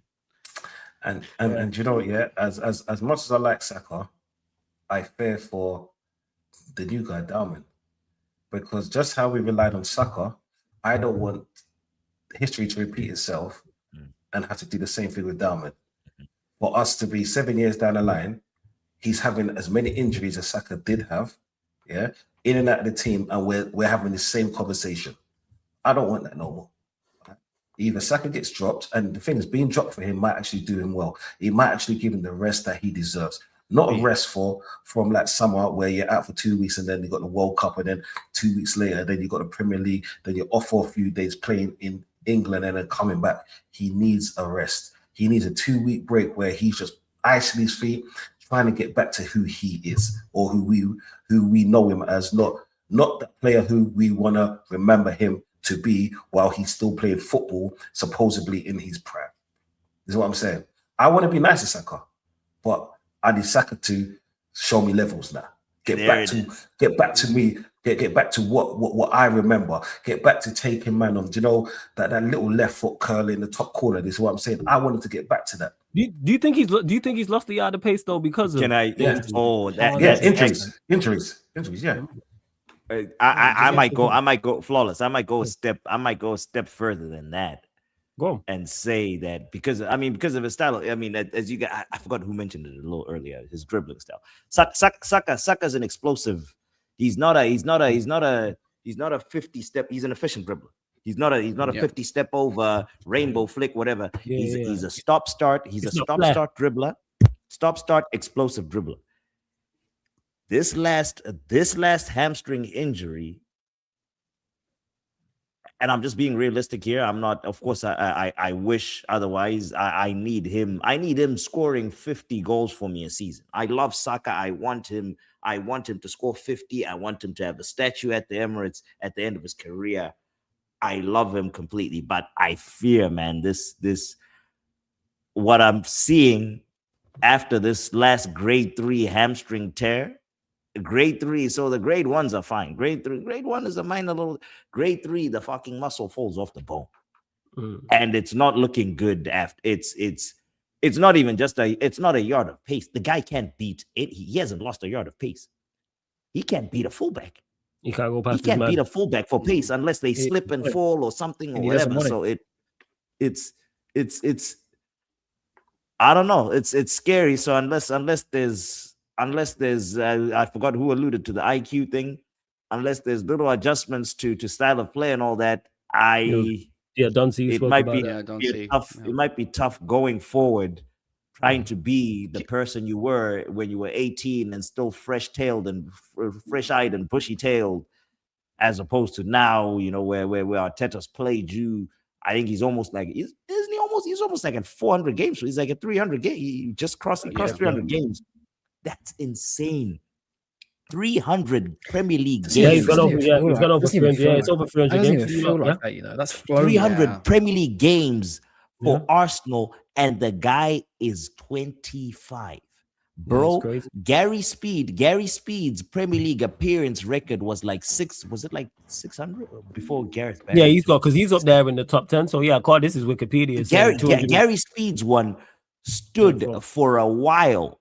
Yeah, and that shit was like 520, 530. Saka's at 300 at the age of like 24, 25. That's mad. Yeah, it's a lot. Can I bring something up? He's currently got, it says, this is just according to Wikipedia. So this is just the Prem. They're saying it's 222 games he's played in. Over 300 in all comps as well. Over 300 all comps.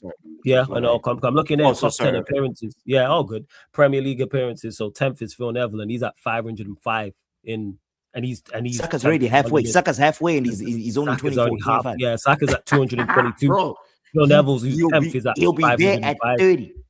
Yeah, that's my. That's if he stays. I'm at the risk of playing contrarian, okay? And people are gonna be like, "Oh, TJ, you're a fucking waffler," or whatever. TJ, you're a fucking waffler. That's fine. You can tell me that. I don't give a shit. I hear it every day, so it's totally fine. Day in, day out, it's fine. My question to you guys: can you guys name me a winger outside of Antoine Semenyo that is having a good season this season In the Premier League? In the Premier League. I'd say Ndai. I'd put Ndai in there. I think okay, Ndai. Okay, how about we come up with a list of 5? I don't think that's too hard, right? I think that is tough. Could you say? I think wingers have been awful. Bowen's played because could you say Anthony Gordon? I know Anthony Gordon's been playing more as a I don't think he's played well. I don't think so. I don't think so. No? Not at all. I think he went like 14 to 15 games without a goal. And or I'm something talking, like that, yeah, and I'm talking about Chianlu. I'm talking about Prem only. And this is the point, is I think the Prem is evolving and the systems are evolving to lock out wingers a little bit more. And that's one of the things where like everybody's shitting on Saka. Like, and I get it, like, because you can see Saka in the way that he's playing, you can tell that he's not the same player he was a couple of years ago. And I get that. But if you really deep it, like, Saka is still one of the best wingers in the Prem, but that's not a compliment because wingers in the Prem have dropped off significantly in terms of output and in terms of performance. Okay. And that's because no, let me just real quick. And also that's just because of systems locking them out. Like, look, three or 4 years ago, you're talking about wingers that are absolutely cooking, like Saka absolutely cooking, like 2 or 3 years ago. But you see him now, he's getting locked down by like 2 or 3 players every single time.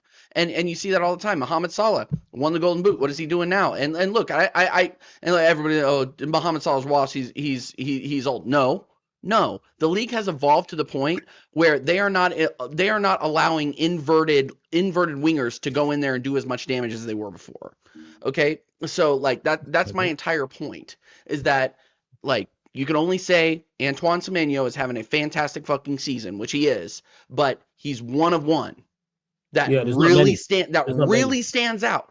Wow. Really stands out. So, and that's why is Semenyo having a good season, and why is he the only one that stands out? It's because he goes both ways. Facts. I also think it's, you look at a lot of teams now today, and a lot of teams like to play more centrally, and overlapping. Except fullbacks. for Arsenal, but until recently. Look at the likes of overlapping fullbacks. You actually, I think, probably isn't a true conversion rate, but you probably see more creative chances coming from overlapping fullbacks and inverted fullbacks than you do probably wingers nowadays. I mean, just to your team, for example, Man United. It's for us the Timber White situation. Yeah, I mean, look at Timber. Timber's playing up front at some point. Timber stinks going forward. White on the overlap is unreal. Yeah, I was going to say, flawless. Like, you look at Dorgu. Dorgu has been phenomenal. Yeah, those moments when, overlapping fullback, stuff like that. I mean, on the top of my head, you look at people like Saka, Semenyo. You could say Harry Wilson, Jared Bowen, even though West Ham have been poor, constantly showing up for them. But again, more of up front than winger this season. Yeah, John Teacher, that's actually a good point that you point out, to be fair. How many wingers are actually really performing this year? It's more central. Actually, I hadn't even, I'm so tunnel visioned, I didn't even consider that. Would you not even put Mbeumo up in the conversation? Flawless now? No, not because he's not a winger. He hasn't been playing winger. He's been playing up front. Mbeumo. Because he played up front. He alternates though. Rarely he played up front forever. Now he's on the wing, right? Yep. Because he played as a 10 for Amorim, so he weren't playing out right. And then even for us, it's been mixed. Like, at times he's played up top, at times he's played out wide. So I won't even put him there. And he's got the goals and assists, but his performances weren't there. But I don't even really put that in because of Amorim. That's why I don't hold anyone's performances under that footballing terrorist against any. And that's what you see now. Saka's playing more of a 10. They literally put him in the 10 corner. They literally put him How about in the that, 10. man? I will never ever stop dancing on that man's grave, yo. Nah, man, you need to show him some respect. Show him some respect. I cannot wait, man. He's the reason he got you to a European final, Flawless. He got you to a European final hype, and we lost. Mate, we lost. We lost. Oh man, best You know what, moment man? of You're football. blessed Do you in know what? disguise. We lost. And the Might best still be part here. about that whole thing was the side match reaction straight after, man. That reaction was golden. Yeah, because he man. was there. He went out Yeah, to, yeah. to Bilbao. Yeah, But it's just he was there. literally if anyone, you can just click on the video, and it's just the first thing you see is just his face. It's just Was that the dropped. one? That was the one where he was fighting. He was fighting someone No, outside. no, where no, he no, was no, arguing no. with This someone was out in Sevilla, wherever they were playing in the final. The car park was something Why else. can't I remember This was in Sevilla, and for the final, and you just saw his face, and as soon as he just dropped, and he looked so. It's shit because we've been there. We were well, not me actually in But Baku, you don't know but what it's yeah, like we've been in using that European position. finals. I hear it. You know, Trust. yeah, of course we do. It is. Yeah, exactly. Shout out Soccer Junkie for the 2 super chats. Appreciate it. Says if Saka makes the He'll World make Cup it. squad. He'll I You make know know it. who that's gets fellas, it above? we yeah, might- we but might need a- Soccer Junkie. if What we- if England we- winger gets above Saka? This is what we was having this conversation what about. you The reason say- why I what you say, think Connor? What Are you English saying winger that gets above? what winger Saka? gets in front of him. If I'm Tuchel, I don't play. I don't think any English wingers have done well. Play I play central. about 3. Definitely not Madueke. Foden. Madueke. There we go. Madueke. I'm telling you, I bet Madueke makes the squad. I bet you he does. Yeah, like I'm I hear hoping Tuchel hates Saka. Max Down. What? That's what we're fucking hearing now. Now innit? you- Putting now in you- memes, but- No, he You does. know He what? needs I to just stay This away World from think that. Cup, that this adds- World adds Cup like a- if we, this is why we need to get it done this year. If we get it done this year, I think we punt next year for the health of these players. Because if these guys, if we get it done if we are in the mix for all these trophies and we go deep in every single one of these guys would have played. Someone said 60, close to 60. Yeah, it would have been a lot of games. 60 Yeah. games.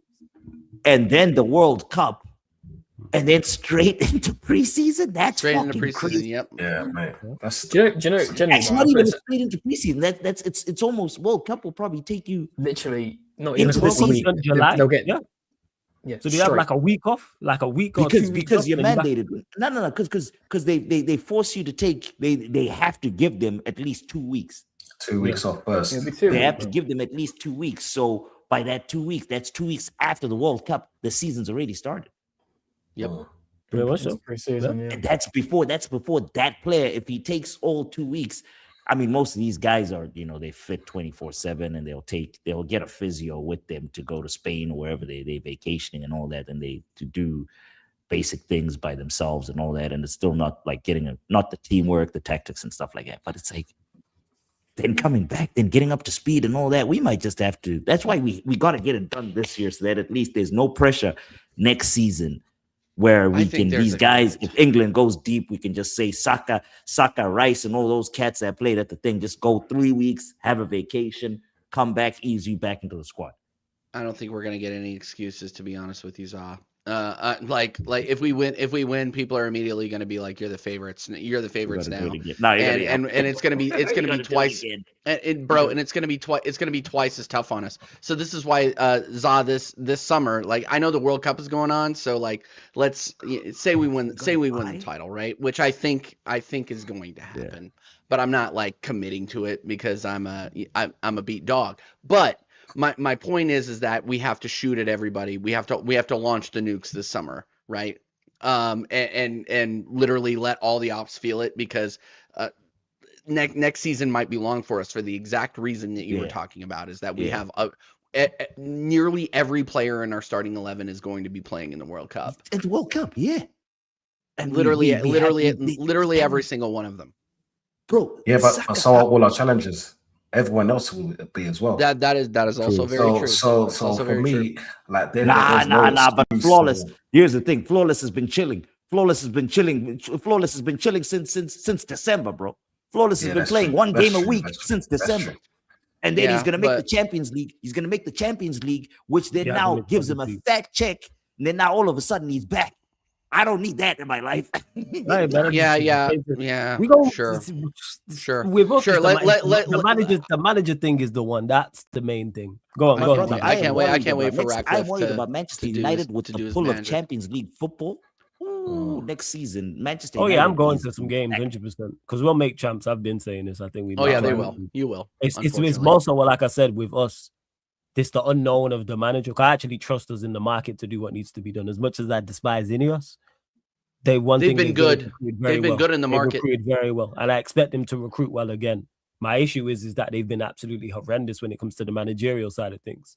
So I don't know what they're gonna do. I don't know. So if they actually get that right alongside good recruitment, then we'll do well this next season. Obviously, it's dependent on there's so many variables. What the Arsenal do, who do you not sign? Chelsea, Liverpool, City. Like I look at all these teams as well, and we'll see. But I like what I'm seeing so far. But we might need to refresh our squad too. I don't know. I think a lot of players will get sold, but there's players that need to be sold. A lot of players will get sold, and them, especially if this might be a perfect. So Trossard's out of contract, I believe.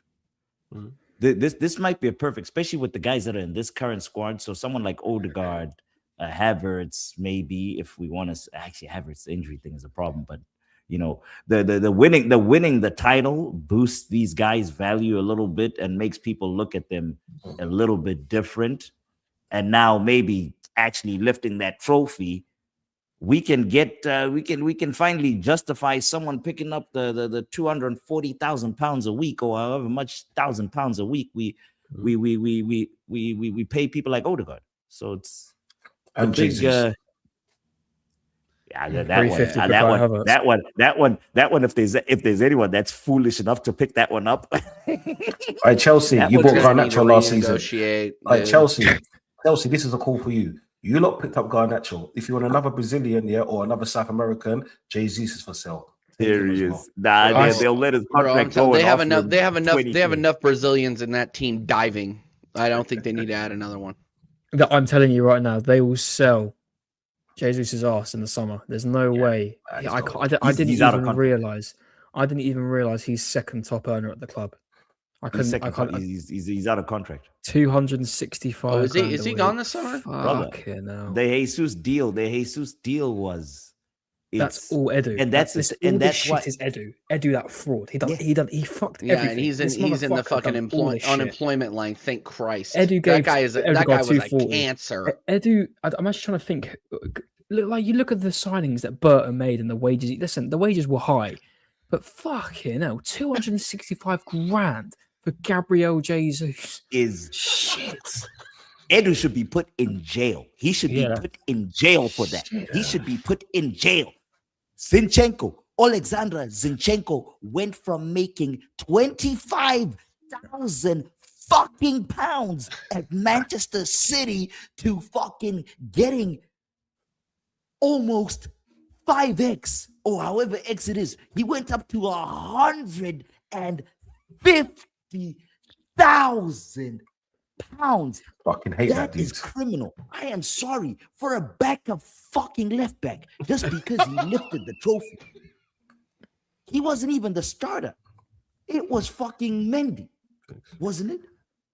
Mendy for a while, but I mean he did end up starting, but at the end of the day, just look at that fucking Man City roster, and all you need to know is that we overpaid. I think that's an understatement, to be completely honest with you. And the fact that Edu has been fired from one of the worst institutions in the Premier League right now just speaks volumes. Like this guy was stealing a fucking living at Arsenal. He was stealing a living at Forest. Bro, no. He should be investigated, to be completely honest with you. Because and all those people that were saying what's Edu cooking for the last 2-3 fucking years, they need to be locked up too. Right next to Flawless, they need to be locked the fuck up, because these people are just absolutely delusional, because they think second year after year after year is a success. We are the Buffalo Bills of the fucking Premier League, and I'm supposed to, but RGM is fucking awesome. No, stop it. Berna came in here. Berna came in here. Yeah, he can't get it done. No, he won't, and he will continue to not. Go Broncos. My whole point here is that, like, Berta has come in here and made club signings that have made a difference. That have made and look, and I think it's going to get us over the line, right? But everybody, and this is why I hate the happy clapper Arsenal fans, is because they back everything that anybody who has ever been in this club does, like including Vinay. How's he doing at Tottenham, by the way? Oh, no.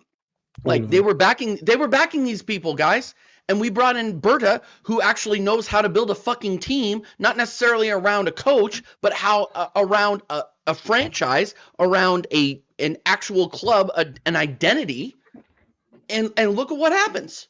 Look at what happens. We're gonna get there.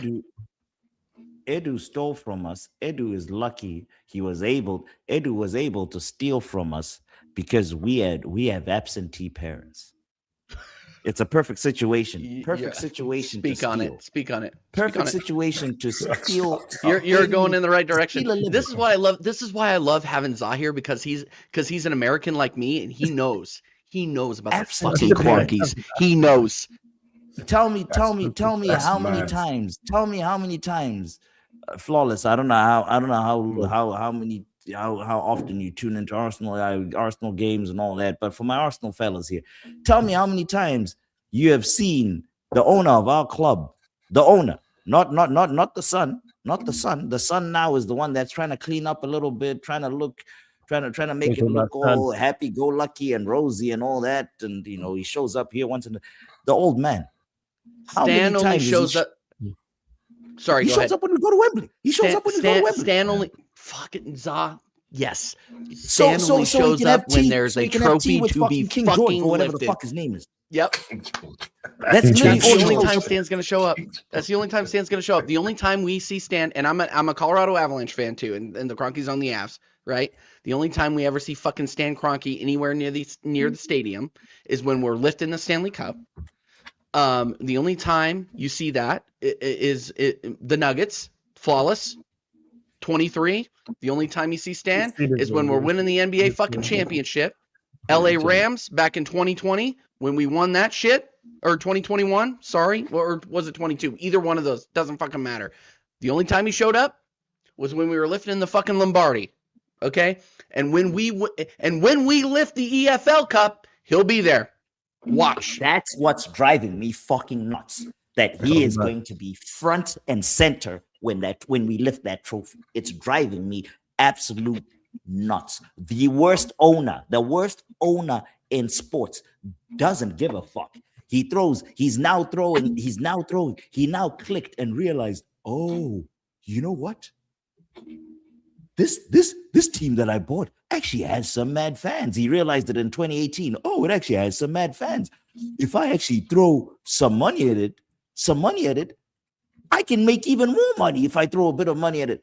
Brother, so why the fuck weren't you throwing money at the whole fucking thing from 2011 to 2018? No, he doesn't give a fuck. He doesn't give a fuck. He's just using it. And sorry, Cronky. That's okay. That drives me nuts about Arsenal. I'm glad you brought it up. And I hate the people. The people that I hate the most is, oh, look at how much money he's given us these last 2, 3, 4, 5 windows. Brother, I don't give a fuck. He should have been giving me money. He should have been giving me money every single fucking window since 2007. That's his job as the owner. Yeah. Yeah, like you said, absentee parent that only wants to throw money when it suits them, when things are going good, innit? They only throw money when we're on the precipice. Okay, they will give us the tools as soon as we are knocking on the door. They'll give us the fucking tools. They'll give us the money to win the fucking trophy. Go back and look. And I know I keep bringing this up, but go back and look at the LA Rams. They went out and bought Von Miller, who is TJ. Before we go to it, I'm gonna jet. Big up Connor every single time I got. Connor, lessons, man. Every single time. Thanks for having me on, guys. Love to see you. Anytime. Yeah, we'll move to the Champions League, innit? Fingers crossed. Yeah. Wait, Connor, you getting past Leverkusen? Of course. Yeah, it's not going Connor, to be don't easy. stop When this. is Stop this. No, stop being dramatic. Whoa. I didn't ask him it was going to be easy or not. I agree. I don't think it'll be easy. Do you get past them? Yes, because of our home form in Europe. Okay, you made the final. Also, I'll put it up here, right? If we win the Carabao Cup, I can see us doing a treble. Let's go. Leave flawless. Hey, you want a clip of it 4K? You want a clip of it 4K? If we win the Carabao Cup, I can see us doing a domestic treble, not Champions League. I can see us doing a domestic treble. Domestic treble. Prem Okay. Carabao. Let's go. Are you hey, let me ask you. You make it. I'm not gonna ask you if you're gonna win the Champions League. Do you think you make the final though because of the side of the draw you're on, Connor? Nah, the Barcelona fixture worries me. You think you get knocked out by Barca? Oh, we don't. I'm not saying I get I'm not saying I get knocked out. I'm saying it's just a worry. I'm just asking the question because you're on the favourable side of the draw. But fuck knows what goes on Sarcasm City clips nowadays. So I've got to be careful. What do you mean, though? The only thing that goes on Sarcasm City TV clips is something you said. You know what I'm saying? We ain't making this up. This is you said. This is like when people blame me when people say shit on there and say I deliberately said domestic because I think we can do domestic. I think with our roots of the FA Cup final as well, fingers crossed we beat Southampton. All right, so I guarantee you. Do you have Barcelona making the semi-final on their end? Yeah, I think they beat. I'm sure you have you lot beating Leverkusen and Bodo Glimt. Bodo Glimt won't be easy away. That would definitely be a hard. No, it won't be. But you have yourself beating Bodo Glimt. What the fuck is up with Bodo Glimt? We've beaten Bodo Glimt. Connor, so you have your prediction currently. The semi-final on that side of the draw is Arsenal versus Barcelona. I've always said that. Do you get past Barca over 2 legs? Do you know why else? Do you know? Oh, fucking hell. I'm asking the rest of the panel, but you're going to. I want to know. It's too late for this. Anyway. It's too late. What do you mean it's too late? Hey, you know what this is. You know me well enough.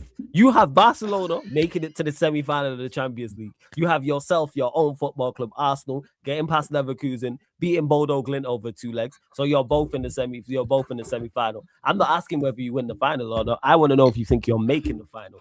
Do you knock out Barcelona over 2 legs? Bear in mind, the second leg, I believe, is at your place.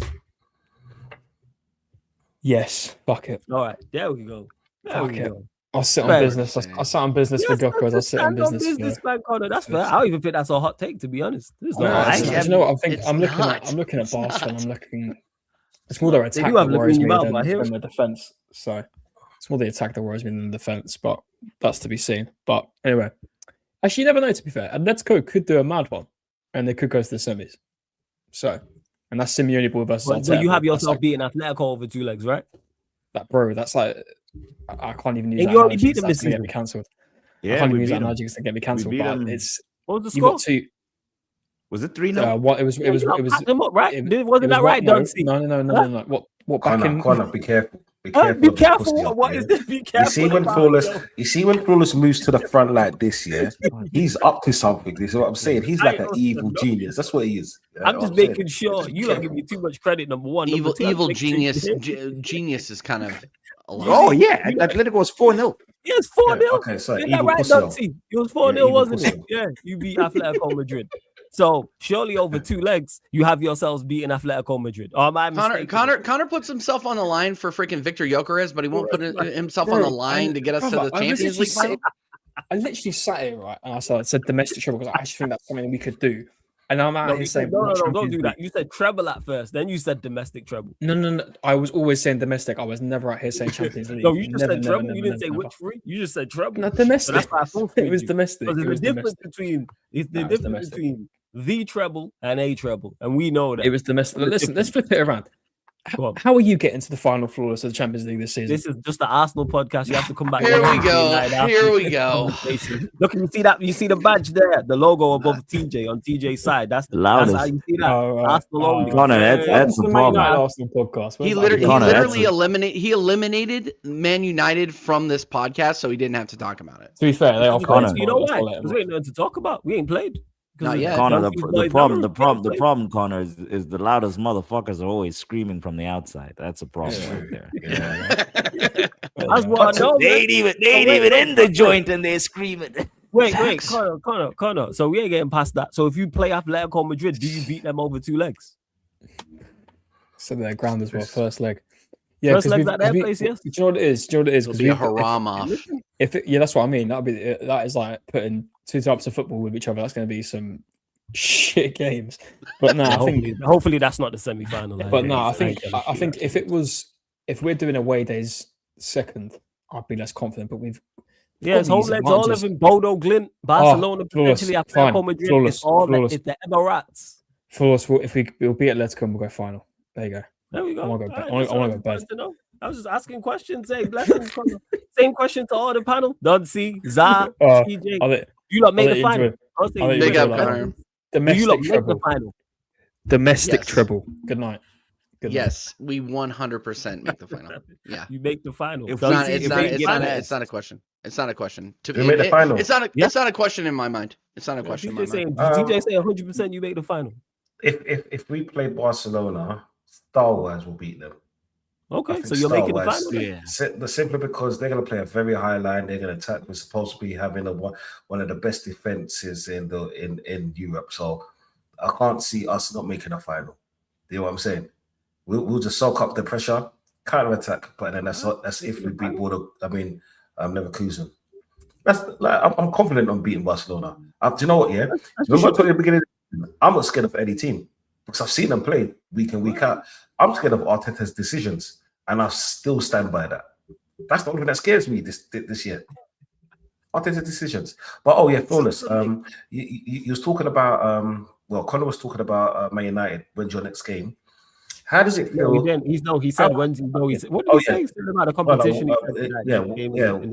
Okay. You guys are a month off. But what I want to ask you is, how does it feel to play less games than the Championship side? Horrible. Off. That's what it feels like. You know what I'm saying? Flawless. How does it feel to have a month off of football during the football season? I've missed. You know what? I've missed. Normally, I'd be over the moon, but this year I've genuinely missed us. That's how it feels, man. Yeah, it's because you guys were hitting a stride. You were hitting a stride at the time. That's yeah. I'm just glad I can see my team actually string passes together. That's where I'm at with it. I was like, that's where that is. I've seen rondos. I've seen 1-2s and given goals and stuff and things of that nature. On the Champions League run, my biggest worry. My biggest worry is actually next game. Leverkusen. If we get through next game, we'll get into the final. Okay, I'm with that. Backs. That's how I feel. If we get through next game, I think we're getting to the final. Barca. Yes, I know people will be gassed about that the Barca tie and all. I think we have enough defensively to neutralize the Barca strength going forward. I'm hoping we have enough to do that. And then that high line. I don't if they don't defend like Premier League teams defend, then we'll beat them, I think. First, and if you all think it'll be Barcelona, who you face in the semifinal? Yeah, well, they ain't gonna be Tottenham. You know what? And it was actually very disrespectful for me just to assume Barcelona. I think it's safe to assume. Don't let us get one, man. Don't let us get one. I think it's safe to assume Barcelona because Atletico Madrid, and I've only watched a couple of their matches. They just play so negatively. Barca might not even get out of this one. Newcastle might pull a madness. And here's the thing too, though, is that say Newcastle get past it. Newcastle versus Atletico Madrid will be a haram off. Like it would be terrorist, bro. It will be terrorist football. It will be Bin Laden against name me another fucking terrorist because it's gonna be that.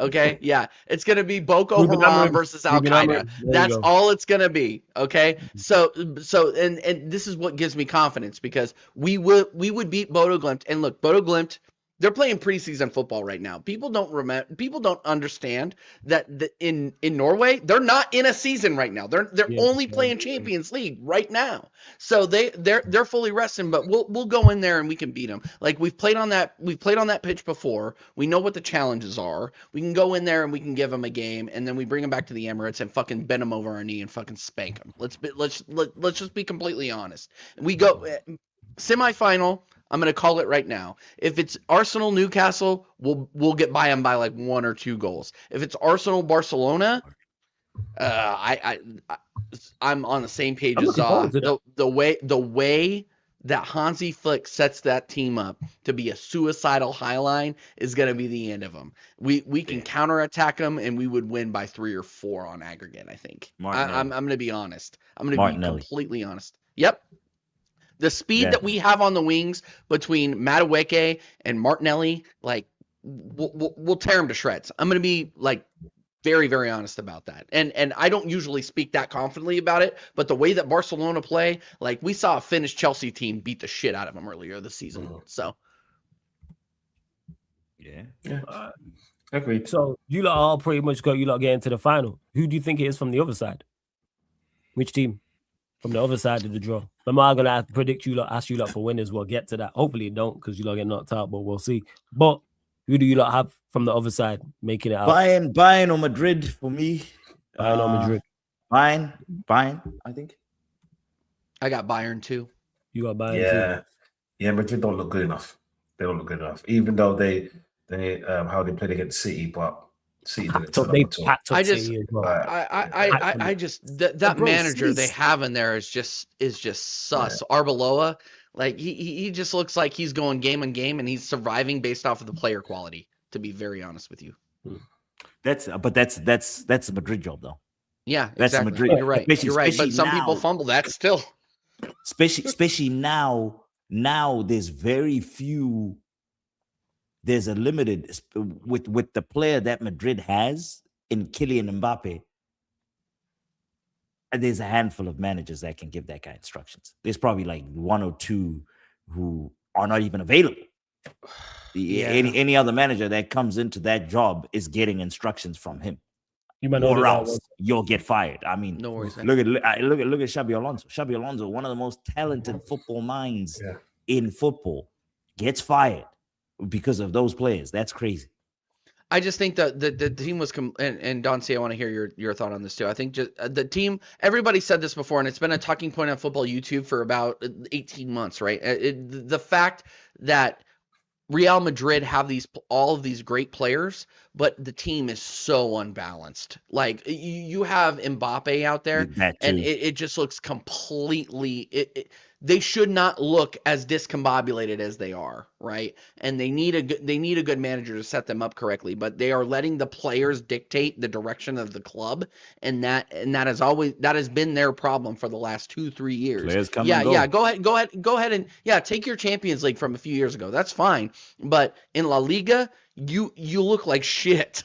If we're being completely honest. But TJ, they've been looking like this for the last 20 years. People forget the original Galacticos. It started off then when they tried to pair up, Beckham, Figo, and Zidane. Yep. Yeah? Do you remember that? And they looked horrible. And remember we beat them in those times with those players and Ronaldo up front, Raul, and so forth and so forth. They've lacked balance for many years because they always try to shoehorn stars. And that's more for selling Claude Makelele for that midfield, selling Claude Makelele for David Beckham. Yeah, and that's stupid. Yikes. Like you see, Real Madrid, a club like Real Madrid are like they win a lot, okay, and in Europe they're elite, but they're more on the shirt sales. This is why they bring all of those names in, because like if you look at the back line, the midfield, and the front three, where is the balance in any of that? The reason why they've even won a league throughout those years or the Champions League is simply because of their goalkeeper. The goalkeeper's been unstoppable. That's for me, he's been the best goalkeeper in the world for many years. Many years. You know what I'm saying? Yeah, Courtois has been a bad boy still. So like if they could sell like a Jude Bellingham and get a proper fucking holding midfielder or box to box, then we could talk. If they can get wingers that actually contribute in the defensive work now, because that's where football's gone, then they will dominate. Until then, I can't see them doing anything. And do you know what, right? Real Madrid have many stars at the team. But what was the old school saying? Too many chefs in the kitchen never works. Who's the sous chef? Where's the commies at? Yeah, where the servers at? They need all of that. You know what I'm saying? And if you go for the team, most of the players, or six of the starters, are all chefs. This is why they're looking like that. They're all occupying the same spaces. They're all trying to do the exact same thing because there's so many similar players. You know what I'm saying? Sell 3 of those stars and you'll see a change. Okay, let me ask you a question. Name me 4 workhorses in Real Madrid at this present time. Name you one. Valverde. That's it. Yeah. And that's the problem. If you look at all the other teams, you could tell me the workhorses easily. Yeah. And you can see the difference. The only reason why they beat City is because City is on a decline. Because City haven't got, like Pep hasn't got the players that he's had past. So we all know what Pep can do with great players.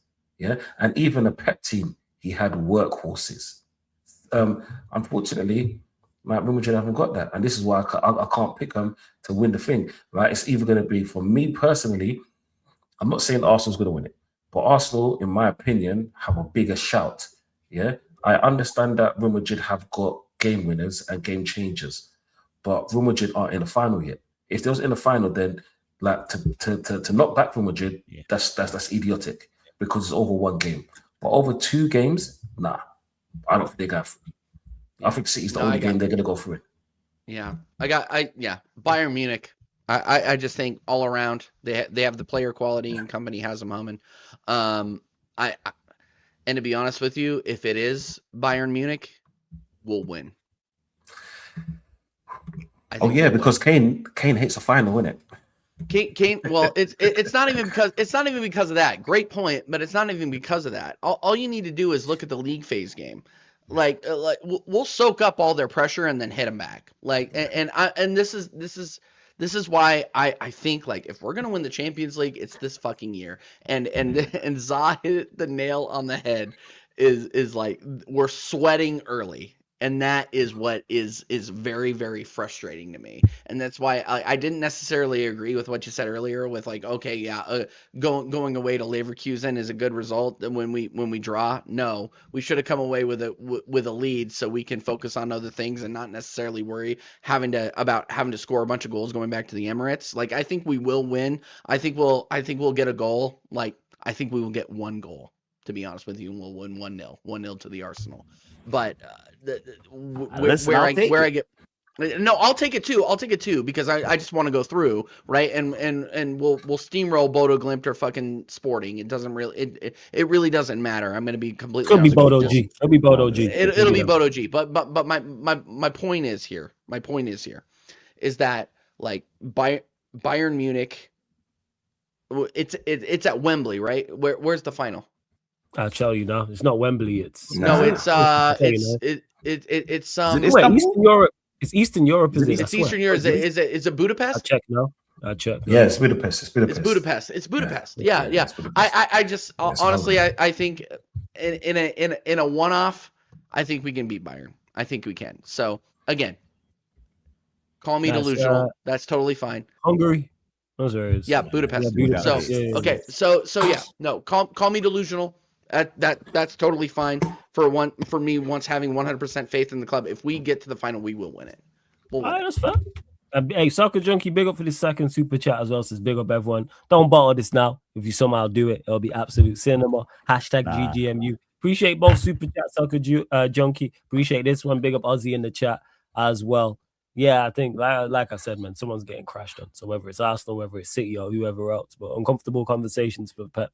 If Arsenal do indeed go and pick up this title. Okay, no, Flawless, we're turning the gun on you now. Okay, this is fine. I know you're gonna ask. Go on. No. Okay, then answer the question. If you know what I'm gonna ask, answer the question. I've said this. It's dependent on the game at the Etihad. I've been saying are such no. Go out there and make a fucking decision. Say what you want to say. It depends, you fence sitter. Tell me what's gonna happen. It's dependent on the game at the Etihad. I think it's on that. I think if City win, I think they go on to win the league. I think if you lot win or it's a draw, I think you lot will. I think it's going to be out of hand at that point. Can I ask a different kind of question? Of course. I know you'll ask a better question than TJ. It's cool. You think? Well, it's the same question, but asked different. You think City can make up a 9-point gap? You think City can make up a 9-point gap? This current City team in this current situation can make up a 9-point gap with 8 games left. Yes, I think they can. And that's not more so because of their greatness. It's because we see it with you lot today. Like, you lot spoke. TJ's mentioned it. Duncy's mentioned it countless times about your performances. And those things catch up. It's not a surprise to me that you won today. I was on my watch along doing the Newcastle-Chelsea game. And I said Arsenal going to score late. And Zai was like, yo, why you put that energy out in the air? I said, the 88th minute. You can go back and check it. It's on the extra channel. And I said, this probably in the mid-second half, like 55th, 60th minute, like in both games. And I said, yeah, they gonna score. Why are you giving nothing answers? You're Flawless. just talking but giving nothing. Hey, answers. Za, welcome to the show. Welcome to the show, Za. Okay. He's just waffling. He talks for 2 minutes, but he didn't even answer my question. No, he didn't answer the question, bro. He didn't answer the question. I said, yeah. Two questions, 2 non-answers. I said, who wins the said, league? no, wait. Flawless. Who do you think Before you wins go. the league right now? I said yes. I said yes. Who do They you can think make wins the league they right can now, they Flawless? can make it up. Yes, obviously currently you. No. All right, Flawless. Let me ask you a different question. But one before you go, obviously currently is you because of the situation you're in. But it's dependent on that game. So I stand on this. If they beat you at the Etihad, they win the league. Okay, Flawless, let me ask you another question. And Because- before you go, can they beat you at the Etihad? Yes, they are capable of beating you at the Etihad. Yes. Can I ask you another? Can I get just to build up before you go, Don Of course. C? Yes. Is that, wait. Is that a direct enough answer now? Have you got a response? Do you? You know, Bear in mind that despise both teams. Do you want them? All right, Flawless. Do you want them to beat us at the Etihad? No. Okay, so you go. I despise both teams. I want you to both lose, to be honest. I don't want either of you lot to win the league. No, And you're a I don't prick. want them We to all win. know. I never want City to win. Never, ever. Never. I'm happy they dropped points today. Even though it benefited you, I'm happy they dropped points today. I wanted them to lose. Go on. Okay. In 3 weeks' time, we take on Bournemouth. Do you think we're going to win? 3 weeks' time. Where's it at? Yeah. Their place. That's our grant. Yeah. Let me pull up your fixtures. 1 second. No. Before you do that, answer that question. There's a reason why I'm saying that.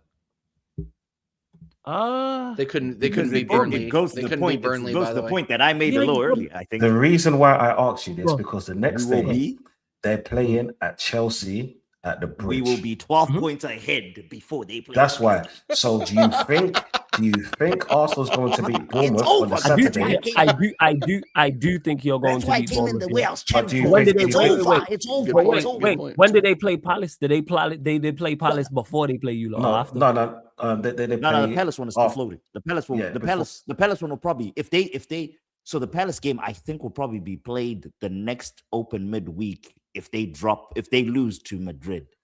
Yeah. The midweek that they were meant to play Champions League will probably be when. Well, we know they dropping out the champs. So did they play? So let's say they drop out the champs because they out. Did they play before? Did they play Palace? Did they play Palace before they play you? They could. Yeah. In the Okay, league, they so I could don't because think- there's that so I midweek. don't If think they they'll be- if they so get no. booted, So I do think you they think beat they'll beat Palace. Chelsea? Do you think they'll beat Chelsea? Yeah, I think they'll beat Chelsea. I don't rate Chelsea. I just watched Chelsea. I just watched Chelsea lose to a dusty Newcastle side that have been horrible all season without any of without their whole midfield was missing. No Bruno G, no Tonali, no Joe Linton came off the bench, and they won comfortably. So are City capable of doing that? Do I rate City highly? No, but I don't rate Chelsea highly. Yeah, but then City, let's say City just dropped points today at West Ham. And we all know that as bad, West Ham in a relegation battle, I get it. And now they're on the same points as Tottenham, even though Tottenham's got a game in hand tomorrow, which I'm expecting them to lose. But we'll talk about that on another day. That's what I'm saying. Can we? Oh my God! Can we talk about it just for a minute? Yeah. Though? So we can. So Carry on. I'm not wasting my time watching that game. Tottenham doesn't even have a team. Nah, fuck Tottenham, man. I just can't wait for them to get out of the league, get out of my life. Yeah, they both play horrible football. I ain't watching that shit. Nobody's watching. Nobody's so watching it. This is why I said, because if City aren't up for the fight, Chelsea want to get back into top 4 or top 5, depending on who finishes where and so forth. They are willing to fight for this now. This is why I asked you that question, because let's say our run is a lot more smoother than City's run. Yeah, just at this point. This is why I said, if they couldn't even get past the West Ham and they don't look great against West Ham, yeah? No, how do you know they're going to get past the Chelsea at home? I'm not saying with any confidence they will, but you asked me for a prediction and I gave you one. Do I think they beat Chelsea at the? Yeah, I do think they beat Chelsea at the Bridge. Don't see. I'm saying I wouldn't put any money on it. I wouldn't say it with any vim and confidence because I've watched City, but the same argument you make for Chelsea to beat them, I can make the argument. Chelsea have dropped points against dusty sides at their place countless times. They haven't beat. I don't think they've beat a side who's been promoted at the Bridge yet this season. So I can make the argument for also. I can make the argument for all. For every argument for, this team will beat this team, I can make the flip side to say why this team will beat this team. If you lot were serious, this isn't. I've said this before about Arsenal. If this was serious, you lot would have been out of sight. True. If you lot were a serious We should outfit, have. the title races, We should have been out of sight. Sunderland 2-2, Chelsea Exactly. 1-1. I We look should at have been all out the of daft- sight. And this is what I'm Wolves. saying. All the Wolves. This I is forgot my about point. that. Wolves. All the daft points you lot have Nottingham dropped. Forest. Exactly. Forest. So now you lot That was understand nil, 1-1. Forest. Exactly. It was 1-1. 1-1. So when I sit here and say, yes, can City catch you? Yes. You know why? Because you lot can drop daft points. It's not their greatness. It's more you lot being bad, but then City have also been bad. I don't know. It's like neither of you lot want to win the league. Because if any of you two were serious, this is over. One of you lot is 12, 13, 14 points clear right now. When if I'm an Arsenal or City fan, I am livid. If somebody cut Flawless's mic because he's making too many good points. Oh yeah. You know what I mean? Like, no, you're killing it. You're spot on. And You're spot this on. is We've been where talking I'm at about with this. Yeah, like it's not their greatness is you being bad. If City overtake you lot, I won't look at it and go, City have been phenomenal. I will say, hey, Arsenal fucked up. Same way if you lot win it, I'll go, hey, City. You lot have been awful when you look at the amount of times they open the door for you lot. Yeah. And then on the flip side, everybody behind you will look at the same. Liverpool will look at it that way. Chelsea will look at it that way. I'm still livid. The reason why I got so much vim for Amorim is because of the what if. Not saying we would have won the league, but where we could have been in just in regards to the table. And Grimsby. And yes, and having more than 40 games. Yes. Yeah. Where we could have been in cup competitions. Because we've won cup competitions with worse teams. The cup runs, yeah. We've had cup runs we've won with some worse, so like definitely from an individual standpoint, worse teams than what we have now. I'm like, yo, and you never know when your next opportunity is coming at a trophy, whether that's a domestic cup or a league or a Champions League or whatever the case may be. So yeah, that's where I'm at with it. It's like neither of you two want to win the league. I've said this before. I'll say it again. If Arsenal was serious, it's over right now. You might have 14 wins. When I look at the daft points you lot have dropped, but you're currently in the driver's seat, yeah. But I think that game at the Etihad is the pendulum swinger. I think if they win it, I think the momentum goes directly to them and you lot crumble. I think if you win it or you lot draw, that's the line in the sand where you go, all right, we got this now. And is there a good chance you lot win that game? Yes. Can Arsenal go to the Etihad and win? Absolutely. On the flip side, can Arsenal go to the Etihad and lose? Yeah. I think it's all very plausible now, closer to the time, form, injuries. Are you both in the champ? Well, they'll be out of the Champions League. Are you lot still in the Champions League? Are you lot out of the Champions League? Because I believe the game after, is that not the quarterfinal week? Is the quarterfinal not the week before or the week after? Yes, or in between? The week before. It would be first leg of the quarterfinal before that City Premier League game, if I'm not mistaken. I could be wrong. Yeah. Actually, it might be. They might be surrounded. Wait, quarterfinals, is it 2 weeks in between? I'll have a look now. 1 second, I'm gonna have it. I'm literally gonna. I'm acting like but then the thing is, yeah, for me, you can't actually count out Palace because right now Palace are on like 38 points. Yeah, 7th of April it is, and you play City on the 19th, and then the 19th. So you play them. So it's just it'd be after. Oh, so it might be the second leg. The second leg is the 14th. So you play the second leg on the 14th, and then you play them the 19th. So City are gonna be fresh. Let's say you lot get through, and let's say you lot lose your first leg in the quarterfinal. Bro, I didn't even this think is of my that. point. There's so City many should have variables in this. City should have beaten fucking. No, but thank God. Now we have the 12. If we'll have the 12 points, which is good. Could be in that situation, bro. City.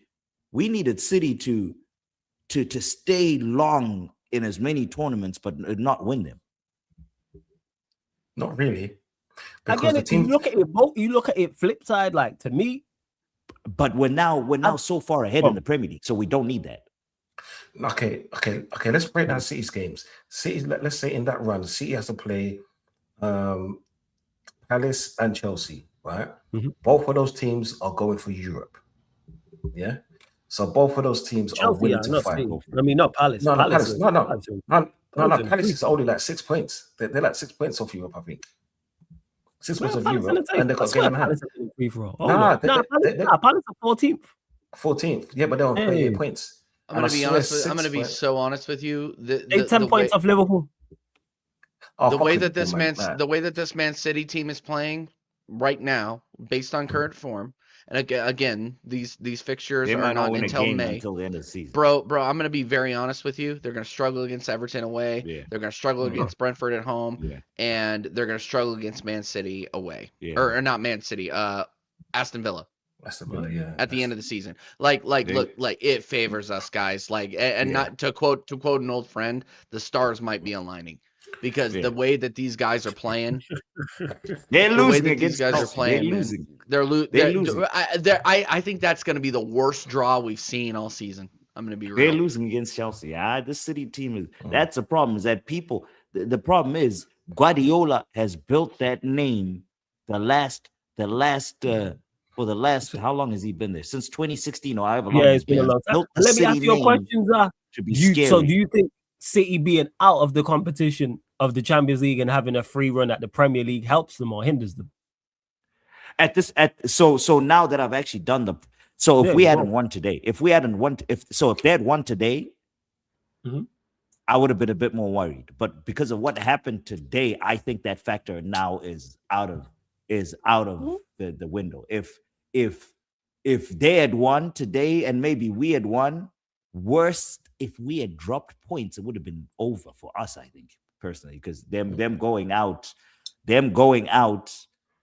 of the Champions League frees them up fatigue-wise and focuses them on the Premier League.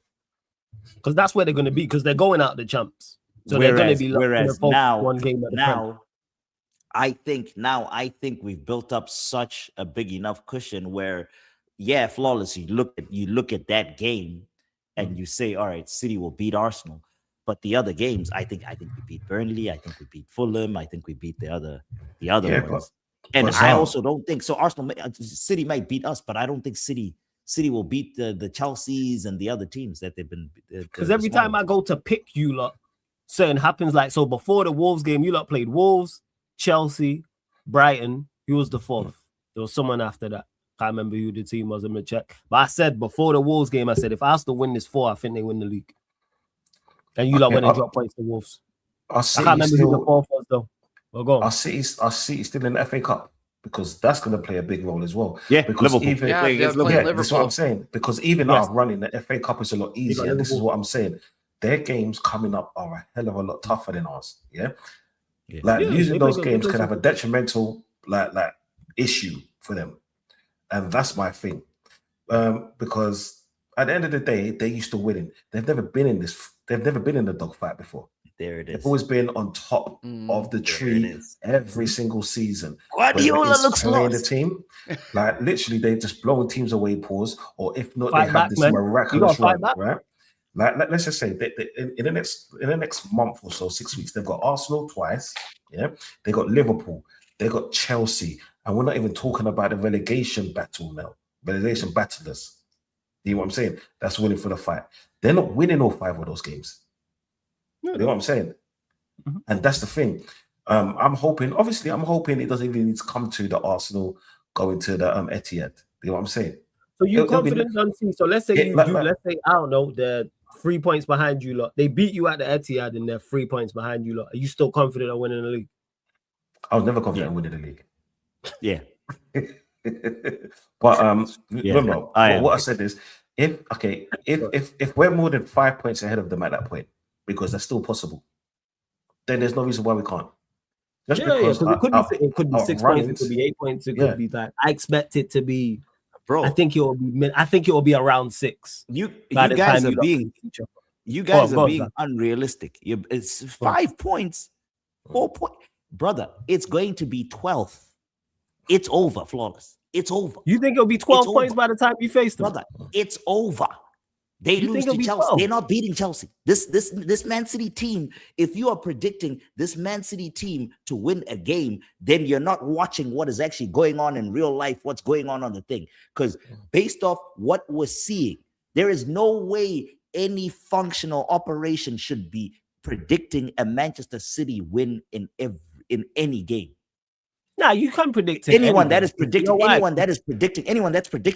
a Manchester City win in games is all Guardiola tax. It is the reputation that he's built since 2016. It is the automatic default where you know, we don't consider the actual reality. We just close our eyes. I get the reality, and we know that City wins titles. So you don't think they can do what Newcastle did today? I don't think so. Yeah, that's where we disagree. I think they could. I genuinely don't. That defense is. I don't think you have to be great to go to Newcastle. I mean, to go to Chelsea and win. I don't think you have to be great. Flawless, I don't think you have to right? be good. So you remember when you brought up the point for us where you said that we should be running away with it. Yeah, absolutely. We should be running away with it the season. And we pointed out with the points you dropped prior. Yes, absolutely. If I could flip that, and if we take a look at Manchester City, there has been a lot of Donnarumma heroics that have masked over the points. I agree with you, because I said that if I'm a City fan, I'm livid, because if we serious, we are aside. If I'm a City fan and I look at the daft points we've dropped, we're 9 points off you lot. So let's cut it to 6. Let's say we're 6 points behind you lot, and I look at the daft points we've dropped. I'm livid as a City fan. Because if we were serious outfit, we do that like Chelsea. Like Chelsea at home, where you're winning. Like Spurs away. Like Nottingham Forest. That's what off the top of my head. Well, that's 2. That's 6 points right there. And I'm sure there's more games where they've dropped that. West Ham today, that's 8. I'm livid. So it works both ways in regards to it. That's why I'm not saying for dead certain 110% they go to Chelsea and win. Nah, I'm not saying 100. But do I think they beat Chelsea? Yeah. I genuinely, I don't know why I am 1,000% convinced just based off what I am seeing. Mm-hmm. Of course, I mean, I'm just me, and I'm wrong. I'm wrong more times than I'm right. But I am 1,000% convinced. You're more accurate than most, man. Trust me. 1,000% convinced based off what I am seeing that there's. I know we are crap, but I think City is crappier than us. Do you know what? Yeah, we've got a particular easier run. I just had a look at the fixtures. Take the Man City game out of it. Our hardest game is West Ham. No, our hardest game is West Ham. The reason why I say this is because none of the other teams are fighting for anything else apart from West Ham. You know what I'm saying? Yeah. So we all know that after game week 34, anyone that's mid-table or safe, they're on holiday. And if you look at City's fixtures, if you go look at City's fixtures, they got Everton fighting for Europe. Burnley, okay, they're already down. Brentford fighting for Europe. Bournemouth, and then Aston Villa as their last game. Exactly my point. My point. It's over. Give me the trophy now. I'm trying to take everything into consideration. Right? And just looking like their last 4 or 5 fixtures compared to ours, we literally are playing teams that are on holiday where we're hungry right now. You know what I'm saying? You do have, but what you're missing, Dante, is no, what you need to add in, should I say, not missing, what you need to add in, Champions League. Yeah, I get that. Yeah, and that's another story. But then if we're adding Champions League and FA Cup, does FA Cup become 2 legs? Are we still doing the thing where it's 2 legs? No, it's not 2 legs. It's only Carabao Cup semi-final that's 2 legs. But then we're not taking into consideration that Man City might win against Liverpool in the FA Cup. So that's still another added match towards their depleted team. This is why I'm thinking. Do you know what? Yeah, maybe. I just think I just think the way that, and people don't like the performances, myself included. I brought it up 2 hours ago, right? My whole point here is that the system lends itself to the team being able to rotate a lot more than other teams. So I think that I'm not gonna go crazy like Za yet, but what I will say is that it's looking good, Brev. It's looking TJ, pretty fucking good. TJ, I'm gonna be like, who is it? I think it's Big Steve. TJ, I'm gonna be like Big Steve. Behind me, next time we talk, I'm gonna have a display here. Behind me, next time we talk, I'm getting the replica of every trophy we win this season. Hey, I'll you know have what? to- Here's the Inshallah, the Premier League will be right there. here's what I'm The gonna do. Champions League will be here. Here's what I'm gonna do. Here's what I'm gonna do is I'm gonna go back and watch every fucking stupid stream with Vader with that open window behind him, and I'm gonna clip his ass up. Then I'm gonna go and watch Hamza, that sweaty bastard. I'm gonna mail him a towel, number one. Number two, I'm gonna clip him up as well because he's shitting bricks because he knows it's almost over. Okay? Then we can go ahead and move on over to Chelsea, the Trump Summer Invitational winners who thought that they had a fucking prayer this season. And then we're gonna clip them up too, and we're gonna dance on their grave. Then we're gonna talk to Mike Doss, Mr. Liverpool. Anybody talking about Liverpool, that freaking cigarette merchant out there in Jordan. We're gonna talk to him, and we're gonna say, hey, yeah, bada bing, bada boom, we're gonna win the whole lot. They thought they were gonna come in here and win the quad. They're gonna be lucky if they go to fucking Europa League the next season. Who else can we fucking chef up? Not Man United. I'd date you back in there again. You guys are fine. And then we can talk. And then we can finally arrive at Tottenham Hotspur, who they threw it in our faces, Don. Yeah, pussy off. All This summer. guy, this guy. All You see him? summer. Yeah. Yeah. Well, I'm not gonna give him the dignity of being identified. To be honest with you, Mate, look at the top that he's wearing. We're gonna go ahead and just focus on the main Tottenham fans. Okay. You remember our good buddy Jacob Walraven, right? You remember Jacob? This guy, Spurs drove him to going out and touching grass. Like this guy went out and got like he's like producing hockey podcasts now. Like Spurs, he couldn't watch Spurs anymore. So he went out and got a job, like a job that didn't bring him pain. Okay. Because that's what Spurs did. Okay. All of these people that were throwing that Europa League in my face. What are you telling me now? It was a fucking joke of a league. It still is a joke of a league. If you're having to go to Uzbekistan in the middle of fucking winter and to win a trophy, it's not a real fucking trophy. I'm sorry. It's not. The format has changed to the point where it's not a real trophy that you could throw in people's faces. So stop fucking talking to me about it. And now you're fighting relegation. These guys are going to be fucking playing in Preston in 6 months. I'm not hearing shit from any fucking Tottenham fan ever again. Okay? Yeah, congratulations on winning the Europa League championship. Have fun playing in the rain in Stoke next season. Okay? Have fun with that. The hotel buffet sucks, I've heard, by the way, because you're not going to be able to afford the catered goddamn meals. These guys are the biggest frauds, the biggest lie of an institution in the Big Six that has ever been recorded in history. Okay? These guys are a joke. They are the Enron of the Premier League. They are a fucking shoddy institution. Yeah. I am done with Tottenham. As taking Tottenham seriously in 2020 and 2026. Big 2026? Never. We're done. Okay? So, am I done with the rivals yet? Hold on. I feel like I'm missing one, but maybe I'm not. Okay. No. One last thing. Aston Villa. Remember when they were going to win the league for like 2 weeks? Remember when they were going to win the league?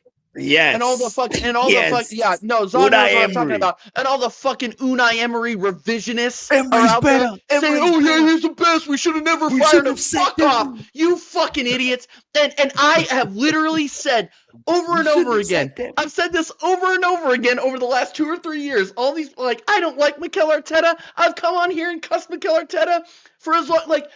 You could make an audio book for as long as I've been on here and ranted about Mikel Arteta and how disappointed I've been in him. But if you want to talk about Unai Emery and TJ, would you have rather had Unai Emery over the last 5-6 years? No! Are you fucking kidding me?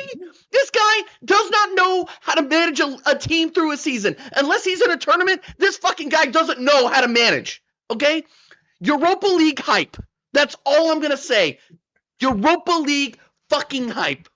Okay? This guy, he didn't score a goal in the first 5 fucking games of the season. Okay? And people forget that because, oh yeah, they went on this gigantic run. Oh, they beat us at they're one of our 3 losses all fucking season. Oh my God, but Emery, he's the best. Fuck off. These guys suck. He is useless managing a team through a full season. Okay? So all you all you villains out there, including you, Tom Hanks, you Forrest Gump motherfucker, what are you telling me now? What are you telling me now? I love Tom Hanks. Not Tom Hanks. Tom Hanks, he likes Aston Villa. Sorry, Tom Hanks gets strays. Okay, he gets strays because he posts about Aston Villa. Either way, okay. All of you rivals can hold that. King or the prince. All of you rivals can hold that because I had to hear about it all season long. And guess what? Guess what? Let's go, nephew. 9 points. 9 points. Hey, Pep, thank you, Flawless. Pep, this is on you. You're very welcome. Hey, Zah, blessings, man. Always great chopping. Yeah, unfortunately, I got to run. I had a lot of fun, man. Needed. Yeah, that was a lot of fun, man. I appreciate you joining us. Hey, shout out your TikTok, wherever else you got coming up. Floor's yours, man. At the Midget Zimbo on TikTok. It's actually at the Midget Zimbo. That tag you see right there, all the platforms. TikTok. I just opened a Facebook. I don't do much on that. I just post videos, but we're everywhere now, man. But listen, man, Flawless, Don C, TJ, man, had a lot of fun. Shout out to Connor too, who was here earlier. I mean, special year, and I know I've gotten ahead of myself. Nah, man, you confident? We're winning it. I respect you being confident. And you know what? At the end of the day, when we win it, Zah, people are gonna say, TJ, you weren't confident, but Zah was. So it took me a while to come around, but I'm finally there. I'm 2 feet in, and I'm not. I was out in. That's the problem about this season. I was. Let me tell you something. I was riding that fence like a fence has never been ridden. This season, out in. I am fully in now. It's happening. But I had a lot of fun, fellas. Unfortunately, you got to run to the St. Patrick's Day thing. But thank you for having me. Have fun, man. Big up, Zah. Blessings. Hopefully, we can link up sometime soon, man. Keep well, and the Sarcasm City chat. Thank you for having me, man. You guys are the best. Don't forget to do the whole thing where you like the stream and all that nonsense. Just pick up right now. Just pick up your thumb. If you hear my voice right now, not asking for money, not asking for anything. Just pick up your thumb, go to your mouse, and just click a button on that thumbs. YouTube is a heart or thumbs? Yeah, thumbs, hit the like button. Yeah, you're right. Yes, make sure you lot do that. You heard Zah. Hey, Zah, blessings. I'm definitely going to shout you again. I appreciate you joining, man. Thank you, man. Anytime, Paulus. I got time for you, man. I got time for you. Yeah, appreciate you, man. I'm definitely going to shout you again, man. 100%. You already know. You all take it easy. All right, I'm out. Me gone. Later. You lot, make sure follow Zara on like you said, the Midget Zimbo. That's his @ on everything. Make sure TikTok, Facebook, Twitter, X, Instagram, all that good stuff, man. I always try and bring you lot the best guests, man. For real. So shout out to Zara dropping in. That's why you lot need to be tapped in, because you never know who's gonna pull up to the city, man. You never know. Big up Adion for the super chat as well before we close out. I'm going to do a mini Q&A after this. Big up Adion. It says, big up my boys. Come on, you gooners. Big up Adion. Appreciate it. Shout out Stringer Bells is flawless. Is someone I respect a lot. I need your updated opinion. A City still winning it. Keep saying this. Etihad. It's on that game. The winner of that game goes to win the league title. If it's a draw, I expect you lot to be in. The same team that you backed in the Europa League final. That's what I didn't watch it. So I can't say watch it. Nah, you don't have to watch it to back someone. No. Do not defenalize me. I backed United, and I messaged you. One, man. I hear it, man. You got that clip before. I backed United. That's what he said. You never heard me say that about Arsenal. No, I don't give a shit. In that final year, I backed you, man. Yeah, I know. I remember you saying it. Man, played the most. Bro, you lot played. That was the worst final. Hey, you know who that was? Hey, that's your boy Amorim, mate. You see the guy you was mourning and all that. R.I.P. Yeah, that's who gave them a title. Yeah. See how calm you were celebrating it. You were celebrating it, Flawless. Please don't do this. Please don't do this. Yeah, don't see. Make sure you subscribe to Conversation TV, where you can see that Amorim clip. And he's like, "Oh, morning, hammering." Yeah, the guy who gave your arch rivals a European title. Huh? And you all blame me. Blame your guy. You know what I'm saying? Talk to Ruben. That's what you need to do. Make sure you subscribe to Conversation TV. Pussy, man. Subscribe to TJ Warren TV. You see, this is why I can't stand this motherfucker. This is what I'm saying. Why can't Yeah. you stand me for saying you said? Here's This the is thing. the craziest part, yo. Saying you said that you mad at me, you know. I didn't Well, make well- any of this shit up, yo. Your plays didn't turn up. That's what it was. Your plays let Yeah, everybody it is. And you know what? Again, and who was playing those players who shouldn't have been playing? Hey, your boy. You know what I'm saying? He trusted in the wrong people. That's what Yeah, it he was. did, man. 100% trusted in the right. Guess what? That got him sacked. That's where he got him. Trusted in the stress. No, his mouth got him sacked. Because That he is spoke also out. very, very true. The players You know didn't get him what I'm sacked. His mouth got That him is sacked. You also hear what very I'm saying? Facts. Bloody hell. True. But he said what he said because he was stressed out on what was going on because of them players he was backing. If he was winning every week, he's cool, calm, and collected. So that criticism he was receiving, that's what that was. But hey, you play Garnacho 30 games in a row. Prick. What do you expect? You play Hoyland 20 games in a row. No. Don't ever diss Garnacho. I'll tell you why. Him playing Garnacho 30 games in a row made Chelsea buy him because they saw That is something also that he very, didn't very saw. true, actually. Like, hey, you you know, see, so shout out Chelsea, man. no. You got to big up. No, for don't that. shout This is what them I'm out. saying. Don't shout them out. Nah, big up Roy for they got they pay us more money, man. They got the Here, deal here, at the here. same Yeah, no. We pay them, they pay you. It's kind of crazy. Anyway. and we owed them for that mount shit. But hey, you lot, like Zah said, make sure you hit the like button on the video. Make sure you run up the likes. We are at 75. Jesus, we're at 75. 5 more. Girls up to 80 likes. I don't even know the subscriber mark. Let me check, people. See you're right. But you lot, make sure you subscribe to TJ Warren TV. Make sure you subscribe to Conversation TV. Both links are in the title. Both links are underneath in the description. If you are a regular, you should be subscribed to Don C's channel. You should be subscribed to TJ's channel. If you're not, something's gone wrong, people. Go subscribe to Conversation TV. Go subscribe to TJ Warren TV as well. TJ, shout out your channel. Let them know what you got coming up, where they can find you, all that good stuff as well. Yeah, we'll be going live with American Idiots tomorrow. Me Love and that. Taryn. Don, you're more than welcome to pull up if you'd like. Of course, Flawless, you are not welcome. So thanks for. Oh, that wasn't clear. Okay, cool. Just making sure. No, I'm just. Wasn't, yeah. Flawless, man. I get it, man. Idiots only, man. You don't see. I hear it, man. I understand, man. I get it. Yeah, hold that. Don't see what? Huh? What? Huh? You ain't gonna do nothing. Oh man. No. But we'll be live. We'll be live after all the games in tomorrow. We'll be live tomorrow evening on American Idiots on TJ Warren TV. So I appreciate it. You can catch me on Staffy TV, American Waffle on Monday. I will not be there Thursday, but I will be there Monday to dance on some graves. And then of course you can catch us here Sunday next week after the Carabao Cup final. Yes. It will be. Let's go. Yes. But big up Flawless, big up Don C, big up Zah. Been a big fan of Zah for a lot of years, so it was a lot of fun to share the screen with him. Thank you for making that happen, Flawless. Really appreciate it. That was a lot of fun. Of course, man. And always try to do things like that, man. Always try to that was awesome. Any big guest I can get on the lives, I'll always try to. It was a great time. Fucking 2.5 hours is the longest show I've done on here. So so big up, guys. Big up to chat as well. Everybody except H. Big up to chat. Big up H as well. See Arsenal show next week. I'll see what Vader's saying. I'm not sure. I'll see if he's active and if he's about. Don't see, man. Shout out your channel. I see you out here, man, doing the lives and that. See you putting panel shows together. Love to see it. I'm just trying to get the numbers up. Yeah, but Conversation TV, people, first and foremost, I'm not always going to be fraudulent. I'm going to say first, make sure you like and subscribe to TJ Warren. This is what I'm saying. American that actually knows what the fuck he's talking about, because like we got people like Vader. It's like extraordinary.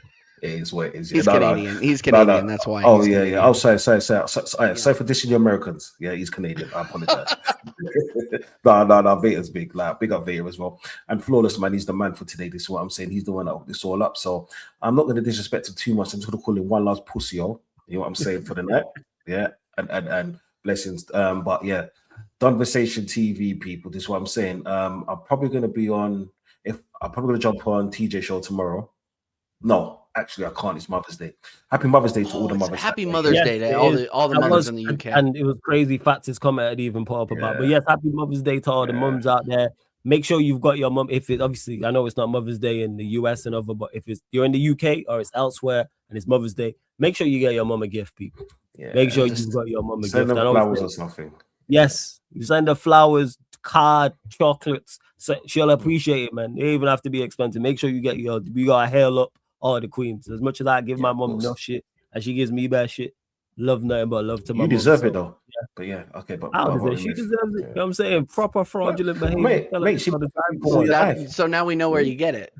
She put you for all your life, bro. That's what I'm saying. Like, no, me bad shit, yo. Same way you lot give me shit. Same way we go back and forth. That's me and my mom. 100%. She gives me bad shit. No, I can see why. This is what I'm saying. You're a wanker sometimes. This is what I'm saying. She called me that a few times. I can't lie, yo.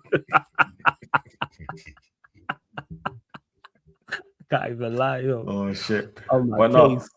But yeah, people, Conversation TV. Yeah, I might pop into TJ's tomorrow, depending if I'm allowed to play out, because it is Mother's Day, and like, if you got a wife, you understand, and kids, and all the rest of the madness. This is what I'm saying.